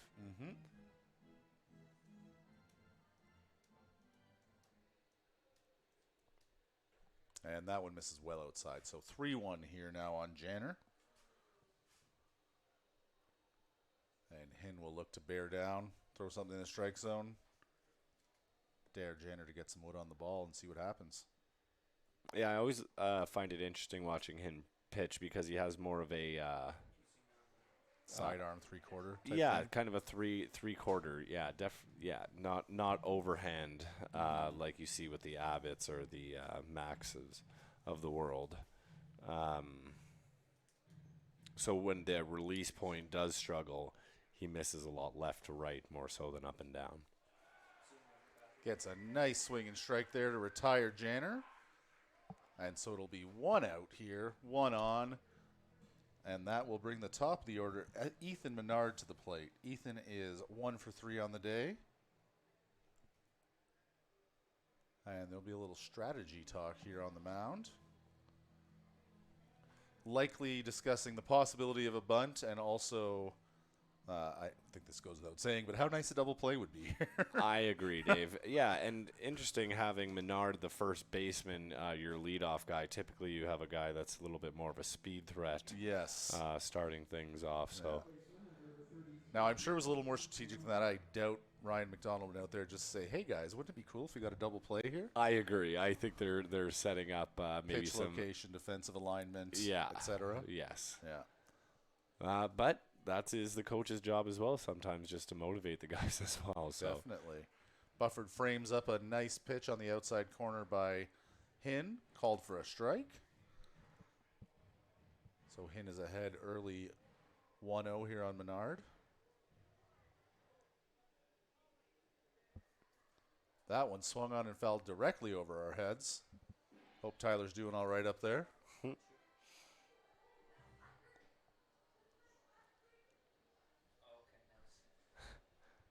Sounds like Tyler is okay up there. Always good to hear. All right. And Hinn's got himself up 0-2, Dave. Oh, and he throws that one behind Menard's back. Looks like it got a piece of his shoulder. And so he'll head down to first base, gives a few words to Hinn. Oh. Ooh, contentious words by the looks of it. Warning given by home plate umpire Murphy. And I really highly doubt in that situation that was the intent from Hinn. So you got to question Menard trying to start something. Yeah, and I think that is why Hinn responded with, well, come here then and let's talk about it a little closer. Because, yeah, 0-2, you're not trying to throw behind a guy. Obviously, you're not trying to leave it over the plate, but yeah, I don't think his idea was let's put the tying run on first and bring the go-ahead run up to the plate here with only one out. Yeah, it's clear that was a mistake. Nice breaking ball popped up. That's going to be an infield fly. Spinoza handles it. Nice little basket catch. And that'll go to 2 outs here, first and second. And that's about as good as you'd like it for the Bulls there after that hit batsman to just get an easy second out. Yeah, you never know how a pitcher is going to respond after that, especially being 0-2 and just being upset with letting one get away there, Dave. So nice to see him, like you said, throw a great breaking pitch. and get a weak piece of contact out of Murdoch there. So Nathan Houston to the plate. And he gives that one a ride out to left field. Trailing foul. Kaliski chases it all the way, but that one is, I think, over the family picnic berm and into the grounds crew area. Yeah, these corner fielders do such a good job of reading the bat off the ball that it would be very difficult for them to sneak one in that foul area without them being able to get there. They do a good job of covering their territory. Yeah, because there's a lot of real estate out there. A little bit of discussion on defensive alignment here with 2 outs and an 0-1 count on Houston. Bulls look to escape the inning with their lead intact. Swung on and missed for strike 2. That elicits a great reaction from the crowd here. Yeah, they're a lively bunch at Spitz Stadium, Dave, that's for sure. Indeed they are. They're lively on the best nights, and they're extra lively tonight. Mm-hmm. And some more chatter from the Barries coaching staff towards the officiating staff here. And I think we're going to see some fireworks before this game's out, Jay. Yeah, Dave, it's been a short 2-game series, but it seems like the Barries are ready to get out of Lethbridge. Yes. Swung on and missed for strike 3. Great strikeout by Hinn to end the inning. And as we head to the bottom of the 7th, it is Lethbridge Bulls 5, Saskatoon Barries 3. It's stretch time here at Spitz Stadium. You're watching Lethbridge Bulls baseball on Flow Sports.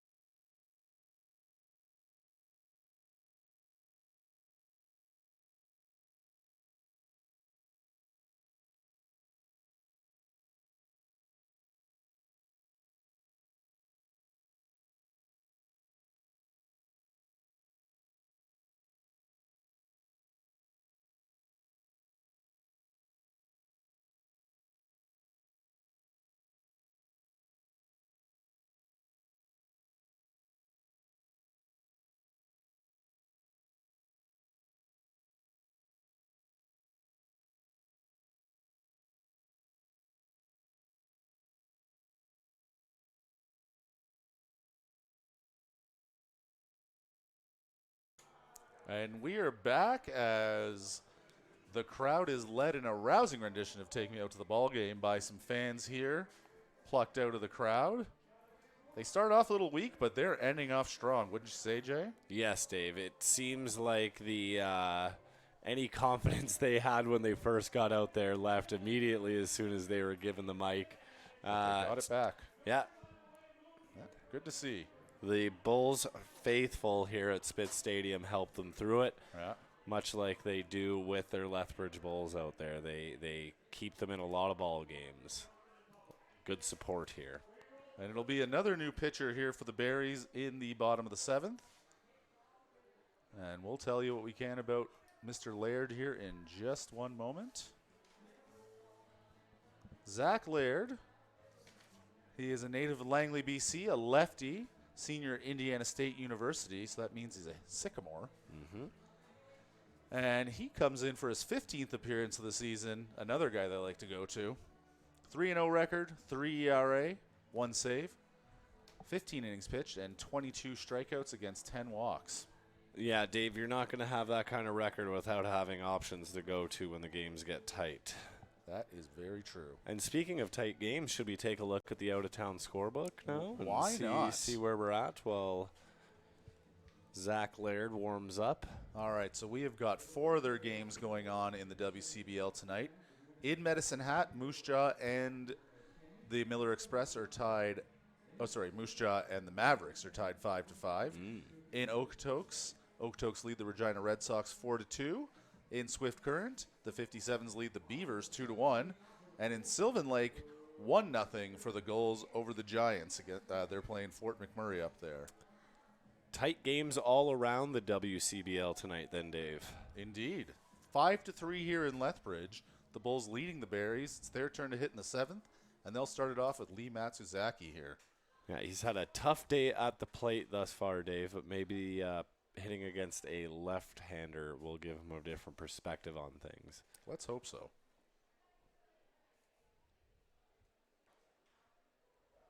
Puts a good charge into that one as it's fouled towards the ticket office. He's down 0-1 early, but that was probably the most solid contact he's made so far today, would you not say? Yeah, I agree, Dave. And yeah, he's been taking healthy hacks at it. There's definitely, he's not getting out for a lack of a big swing out there.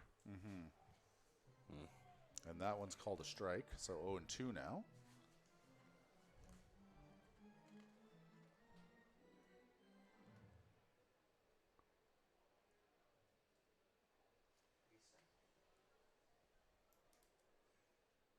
Oh, 2 pitch from Laird.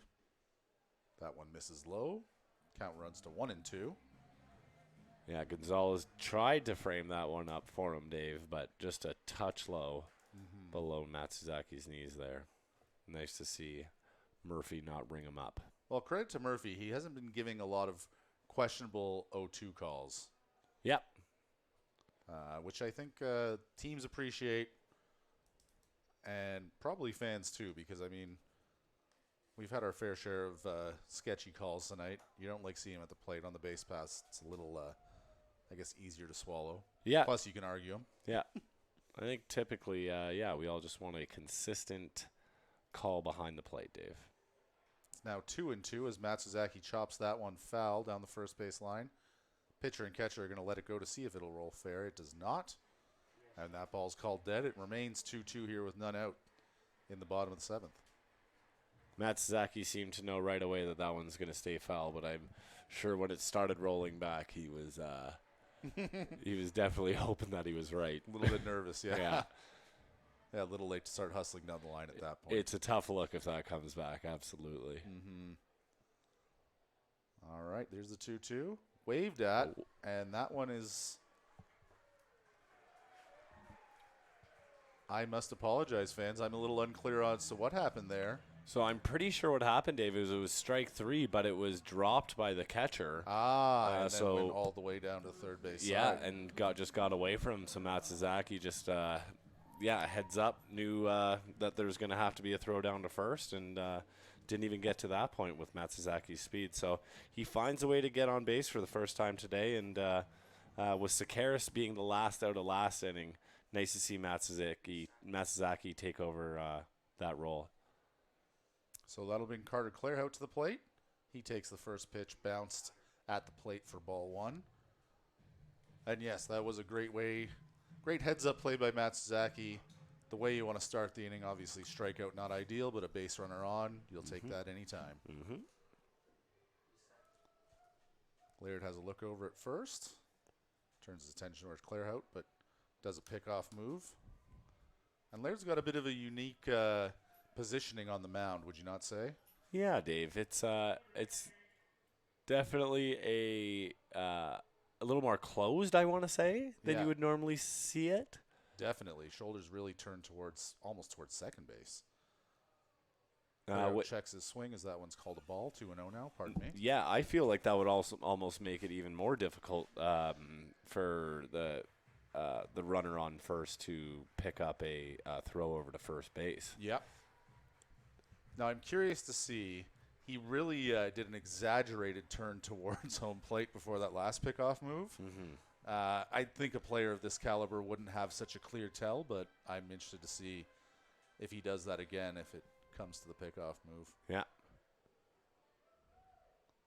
All right, so Clarehout digs back in. Matsuzaki takes a short lead off first base, and Laird deals, and that one's called a strike.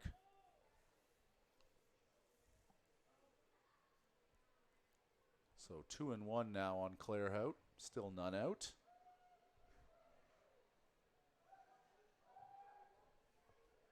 Carter 0 for 3 so far today. Looking to make his mark here for the Bulls. He swings at that one. And it gets past the catcher, allowing Matsuzaki to advance to second base. Gonzalez having a tough time with the handle this inning. Yeah, I don't know if it is just because of Laird's delivery, with him starting so close, and he does have that breaking pitch that sweeps very much from the left-hand side of the batter's box to the right. Maybe he's having a tough time picking up. It's also at a weird time with the lights and the daylight remaining. I mean, he's got to be tired. It's probably the 15th, 20th ball that he's had to block today as well. So Easily. Yeah. Easily. But hey, we got your back. Rudy. Yeah, Rudy, you're doing a great job back there. Yeah. All right, so now full count to Carter Clairhout. Laird looks back at second. Looks towards the plate. And Clairhout is caught looking for this first out of the inning. That'll bring Jack Kaliski up to the plate here. He's got 1 on and 1 out in a game the Bulls lead 5-3. Yeah, a rare Clairhout caught-looking strikeout, Dave. You don't see that very often. Well, unfortunately, his cooler week continues, and hopefully a little trip up to Okotoks will be all he needs to set it right. Maybe he'll go a little further up the road to Red Deer and get some home cooking. Yeah, Dave, you took the words right out of my mouth. Sometimes that all-star break can come at a bad time. Sometimes it can come at a good time. And looks like with his week cooling off, it's coming at the perfect time. So it's 1-0 here early on Kaliski. Laird looks back at second, check Matsuzaki, and delivers to the plate. And that second pitch misses low for ball 2. And we've got a heck of a crowd here, as we've said many times tonight. Tonight's official attendance, 1,366.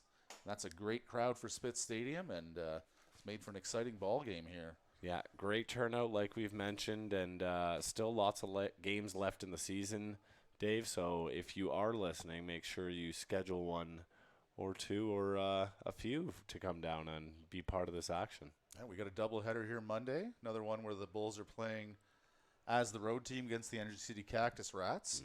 So 2 7-inning games, 2 for 1 tickets. I believe I saw 2 hot dogs for $3 and happy hour prices all night. So as always, no excuse not to come out. Yes. Make it a Monday fun day here at Spitz Stadium. 2-0 pitch to Kaliski. Taken for a strike, so 2-1 now. And the crowd voicing their displeasure. All 1,366 of them booing at home plate umpire Murphy, who made a questionable inside call for a strike there. Yeah, fans definitely getting a little restless with that call specifically. Yes. Laird delivers to the plate. And that one's taken right down the middle for strike 2. So 2-2 now. And the problem I'm having with it, Dave, is it's just taken a lot of the hot bats out of just situations where they would be in the driver's seat. Perfect example was there. Kaliski would have been 3-0 instead of 2-1. Now he's 2-2. Yeah, it's going to have to adopt a defensive swing. Yeah. And that one gets past Gonzalez all the way to the backstop. That'll allow Matsuzaki to advance to third. And with a full count, it's now 1 out, runner on third for Kaliski. And this inning just got a whole lot more dangerous for these Saskatoon Berries. Yeah, with 1 out and Kaliski at the plate and Wheels on third with Matsuzaki, Dave, Contact's going to be able to score him one way or another. Oh, heck, even another pass ball or something that bounces off the glove of Gonzalez. I agree. Sorry, Rudy, we're back to not supporting you. Kaliski swings through that one for strike 3, and Laird gets himself an important second out here. Yeah, like you said, Dave, that pass ball still could be in effect. So I don't think it's the type of at-bat where Laird's going to maybe get as wild as he has been in the first three batters. I think he's going to try and keep this one over the plate and see what Andrzejczyk's going to do to it. So Andrzejczyk up to bat here. First pitch from Laird is a strike. Andrzejczyk is 1 for 2 so far with a walk. Yeah, he had the infield single in the first, flew out to left field in the second one, in the fourth inning, and then walked in the 5th. He'd love to cash this important insurance run. He takes outside for ball 1, so it's now 1-1, 2 outs. And I don't know if this guy brought his own rosin bag as well, but he definitely goes to it almost in between every pitch. Absolutely. Maybe it's a testament to the humidity we were talking about in Lethbridge these days. Perhaps. I mean, Saskatoon's a fairly muggy city. Yeah, very similar climate, I guess. So maybe for these guys, they're like, it's dry here. Yeah. I need the grip. Where's my rosin? 1-2 now on Andrzejczyk. Laird looks in for the sign. He's got it. He turns his back towards second. Now looks back to the plate. And that is swung on and missed by Andrzejczyk. So that will be no blood drawn for the Bulls in this inning. 3 straight strikeouts for Laird. And as we head to the 8th inning, it is the Bulls 5, the Berries 3. You're watching Lethbridge Bulls baseball on Flow Sports.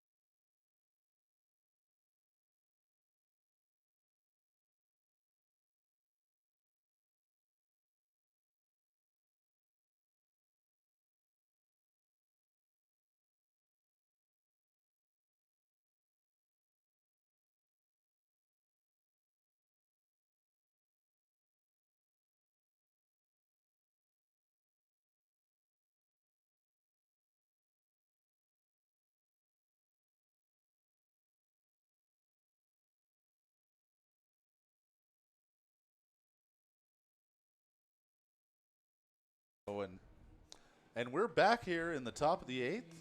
Lucas Hinn back out for another inning of work. The Bulls continue to lead 5-3. And outs are getting short here for the Saskatoon Berries. Yeah, Dave, 2 strikeouts for Hinn in his last inning. But speaking of strikeouts, Zach Laird with a rare 4 strikeout inning in the last inning, with Matt Suzuki reaching after the strikeout pass ball. You don't see that every day, and it did make for an exciting inning. Yes, thought it was something to mention before we move on to Hinn trying to hold these Berries at bay into the 8th inning. Now six outs away, as you said, Dave. So he's going to face Mason Rell, Cooper Westland, and Balin Sorensen here in the 8th. And he starts off the 8th inning with a strike called. Yeah, Dave, type of situation where if he can get through this Hart, he'll, or him or someone else will just have to deal with the bottom of the order going into the 9th. So good position to capitalize for the Bulls here. Hinn deals a dirty breaking ball in the inside corner for strike 2. Almost knew that he was going to be given that inside call with the way Murphy's been calling it today. So, well, and quite honestly, if you can locate, why not? I agree. It's just a dangerous place to live, especially when you've got people like Ethan Menard that are upset about where you're locating your pitches. So that's fair. That's fair.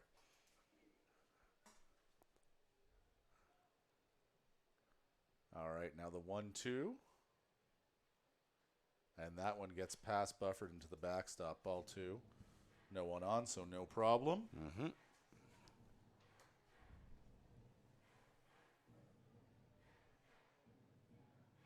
Wind continues to pick up, so I think we're going to get through this game. Again, knock on wood, I hope. I'm not jinxing anything. Yeah.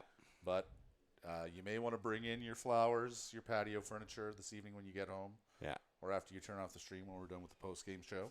Yeah. As long as it's not the type of rain that turns Whoop up to 60 by the time I'm driving home, then I'm fine, yes, Dave. Absolutely. Although, if you are in the Lethbridge area, it seems like there's going to be construction the next couple weeks. Oh, really? There's construction everywhere in Lethbridge, it feels like. That one's flown out to center field. Sakaris has a beat on it, takes a few steps to his left, and catches it with no issue for the first out. Like last inning, nice to see Hinn get ahead early. And the Berries now down to 5 outs, Dave. Yes, indeed. And that will bring the 1-for-3 Cooper Westland to the plate. He has a single and a run scored to his name. That happened in the 6th inning, his last time up to bat. Yeah, he's line out and flown out to the infield, Dave. So not hard contact besides his single that he hit, which, like you said, led to him scoring the 3rd run for the Berries. But when you're in the 5-hole, you can probably do a little bit of damage, Dave. One would hope. Yeah, hitting 34 for 95 on the season now, 357, 11 RBIs, and 1 home run. And it's 1-1 to him in this count as that last one was called a strike. Hinn goes back inside.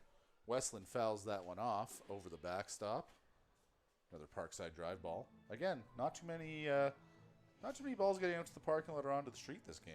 No, if anyone is at home keeping track of weird statistics, we'd love to hear how many fewer foul balls have been hit today than normal games. It's certainly taken a big piece out of our arsenal. Yes, we love to mention where the ball goes when it goes out of play, that's for sure. That we do. That pitch misses outside from Hinn, so it's now 2-2 here to Westland.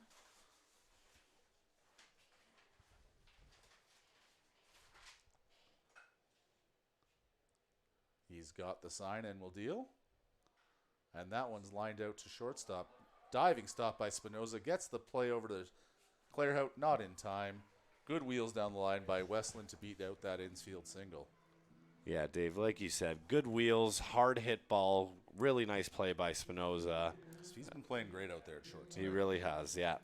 But yeah, just too good of wheels and too good of hustle by Westland to get out of that box and run down that line.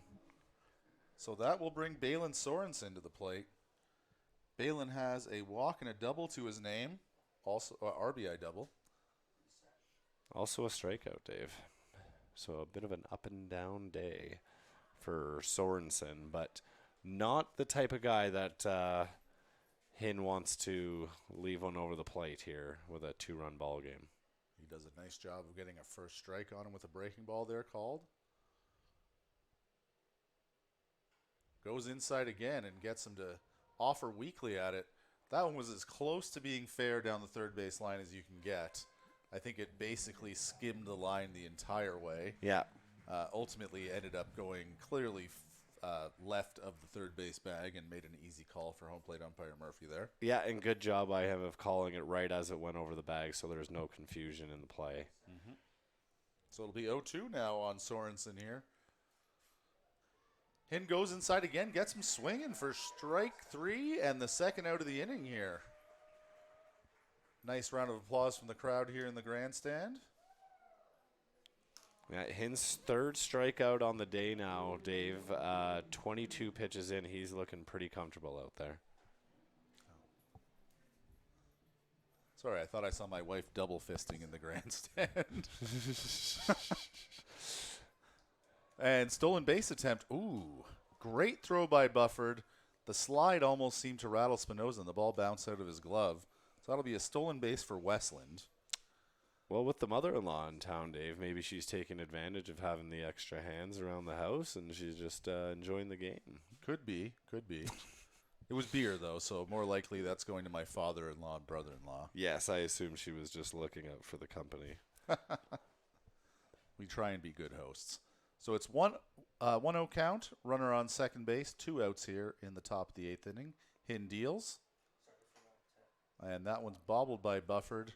Looked like it was going to be one of those outside corner calls that Murphy likes to give, but he did not get it that time. So counts now 2-0.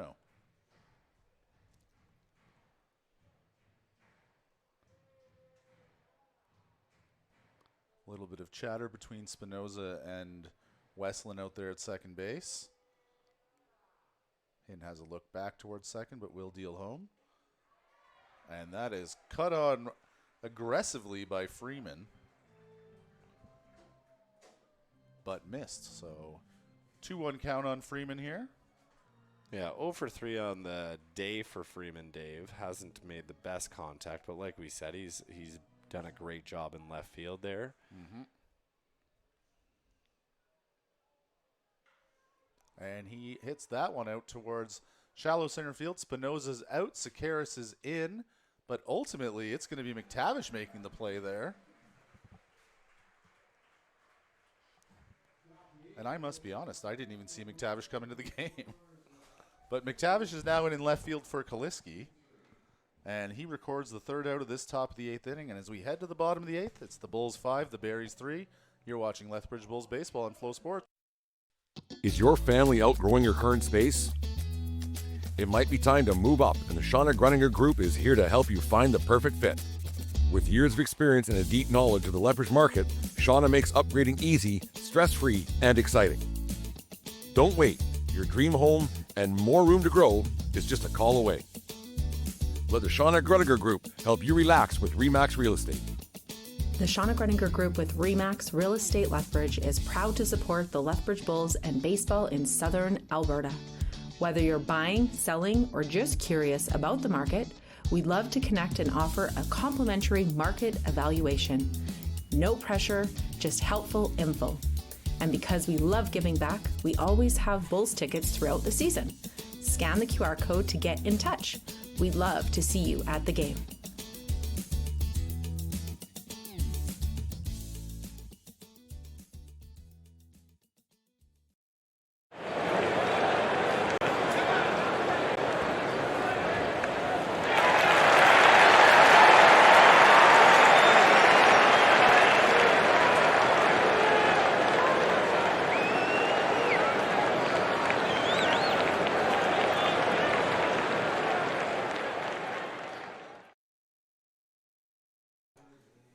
And we're back here with the bottom of the 8th and a new pitcher in for the Saskatoon Berries, Jacob Spencer. He is from Centerville, Michigan, right-hander out of Indiana State University, another Sycamore J. And this appears to be his WCBL debut. Oh, that's fun, Dave. Always nice to see these kids live out their dreams and play their first game in any league. Absolutely. And I'm not going to lie, he's got the look of a good relief pitcher out there. Yeah, he definitely has the hair. He's got the overhand delivery. Good size. Good size to him, yeah. Excited to see what happens here. I do believe he's wearing a turtleneck as well, which is a great relief pitcher look. Yeah. Yeah, he's got the talking into his glove down, that's for sure. Oh, he is wearing a turtleneck. Oh, man. Yeah. Oh, man. Sign me up for this guy's look every day. As always, we are obviously Bulls fans, but we like to see a guy come in with nice style. All right, that brings third baseman Will Turner to the plate. He has the home run earlier, which is turning out to be the turning point of this game, I would say. Swings at that first pitch, and it's strike one. So if this is indeed Spencer's debut, his first pitch in WCBL was a strike. Congratulations, Jacob.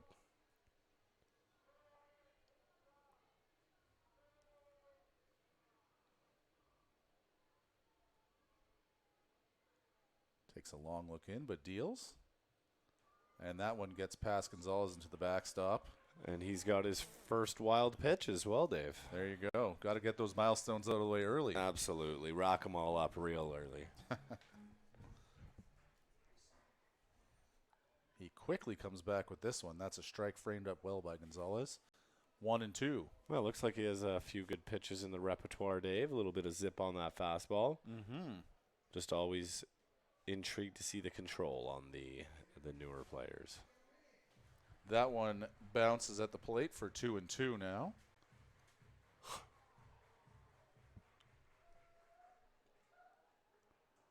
And he gets Turner swinging for strike one. Pretty good first AB for Spencer as a pitcher. And that's going to bring up Dalen Blanchard, the DH today. Dalen's looking to do his first damage of the day. He's grounded out twice, has a strikeout as well. Yeah, Dave, like you said about Spencer getting his first K on Will Turner, anytime you can get a strikeout on a guy that's hit a bomb in the day, you know you're doing something right. So I think that'll be a nice, memorable one for him. First pitch to Blanchard is fouled off, in on the hands. Blanchard really does like those inside pitches. He does. Yeah. Explains why he turns on so many to left field. That's what I was going to say. Yeah, Dave. Yeah, he's definitely a pull hitter. Hits the ball hard to the left side of the ballpark. So checks out. Well, if you can remember from the days we played ball, not at this level, but I can certainly respect a pull hitter. Yes, I like them. I just it's a dangerous place to live on the hands when guys start throwing this hard. Oh, indeed. I wasn't doing it against this kind of heat. And Blanchard flares that one out towards the first base side. So he's down 0-2 now. Yeah, a bit of a later swing. I don't know if he was looking fastball there, Dave, but well, he was already down 0-2. He had taken one for a strike too, so I think it was a defensive swing. I think you're right. He thought about swinging defensively with that one. Thank goodness he restrained himself as that one bounced a good 1.5 feet in front of the plate. So counts now 1-2 with one out on Blanchard.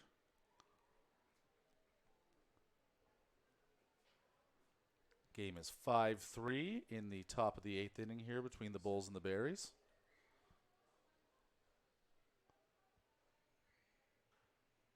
And another defensive swing by Blanchard. He chops that one to the first base side, foul again. And the workout continues for Max Marakovich. Yes. Yeah, he'll be happy to have a lighter load at the All-Star game. Yeah, definitely. But he'll probably be happy looking at a step counter tonight, too. And that one's grounded well up the middle. Oh, catches some thicker infield grass, allowing the shortstop to get to it and catch Blanchard by a couple of steps. Nice heads-up play by Houston there. Came off the ball with some good velocity, but slowed down a little bit in that infield grass, as we've seen time and again. We have, and yeah, then becomes a situation of do I charge it, do I wait for it for the fielder, but good job to stay with and then make a nice throw over to first. Houston handling himself well out there. Good play by both shortstops tonight, really. Yep. And this will bring catcher Drew Bufford to the plate. Drew's got a couple of walks on the docket. As well as that double, Dave. First pitch swinging out to center field, and that's handled quickly. And so it's a fast 1-2-3. Mm-hmm. Yeah, good for good the Bulls first inning here for Spencer. Yes. As we head to the 9th inning, the Bulls lead 5-3, and we'll look to close it out here at Spitz Stadium. You're watching Bulls baseball on Flow Sports.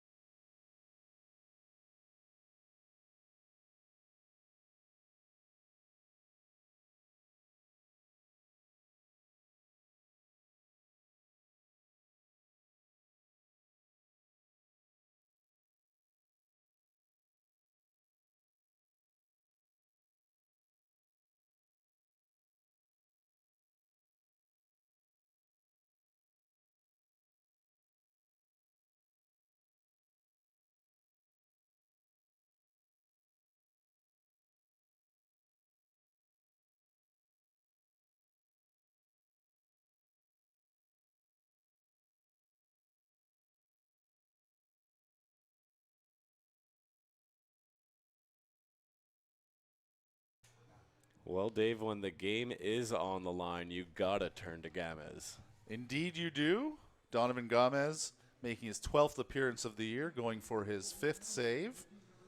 He's pitched 12 innings so far, has 16 strikeouts against 2 walks, holds a 1-0 record and a 2.25 ERA. Yeah, speaking of closing pitchers that bring a little bit of style, a little bit of swagger to the mound. Yes, Donovan has that in spades. When we saw the bullpen door open and he started running out, I'm not going to lie, there was excitement in this room. Yeah.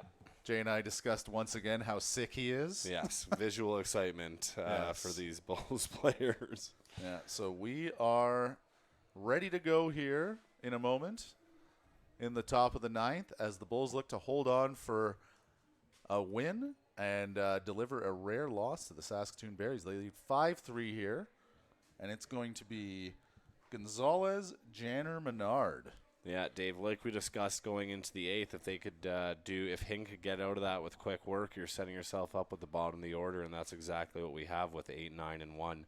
And it looks like a lot of this 1,366 in attendance have stayed to see this this 9th inning as well, Dave. So I'm sure they're going to back up Gamez As they should. As they should. Why shouldn't they? It's been a great game from beginning to end, exciting. It's had a little bit of everything, and let's hope we can close it out with a Bulls victory here. So Gonzalez steps in, and Gomez delivers the first pitch of the ninth. And that one's taken and called a ball. So 1-0 here to Gonzalez early on.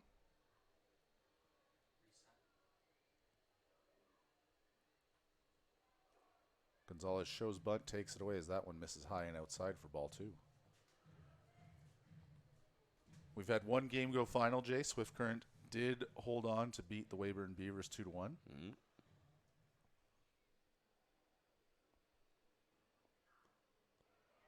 Outside corner strike by Gomez to get back into the count. It's now 2-1 on Gonzalez.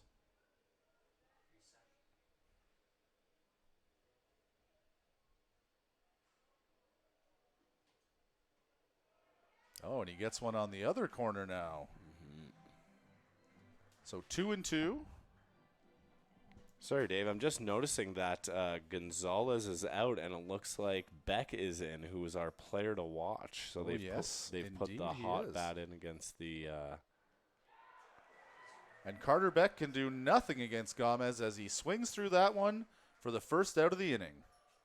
Yeah, the Barry's in rare situation where they're having to pull a hot hitter off the bench to try and bring some life in this ninth inning, but to no avail. Yeah, they were probably looking to give Carter a break today, but when the times are tough, you got to go to your best guys, and unfortunately Carter's just a little cold there, and Gomez got the better of him. Yep. So that will bring up Evan Janner, the center fielder.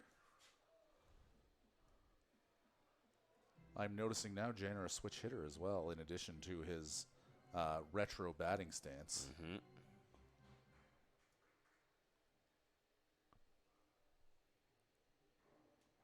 The 1-0 pitch is swung on and lined out to center field. Sakaris has a beat on it and brings it in for the second out.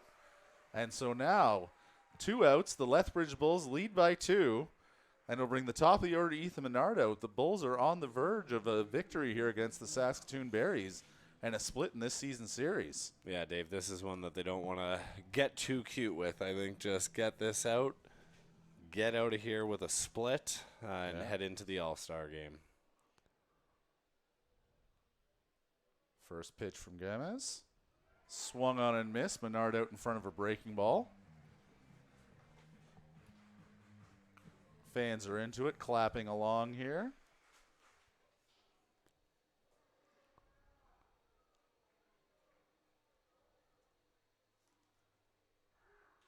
And that's swung out and flown out to right field. Matsuzaki has a beat on it, comes in, makes the catch, and that's the ball game. The Lethbridge Bulls win 5-3 here over the Saskatoon Berries. And we'll send you down to field level for a bit of the celebration. We'll be back to wrap things up in a second. You're watching Lethbridge Bulls baseball here on Flow Sports.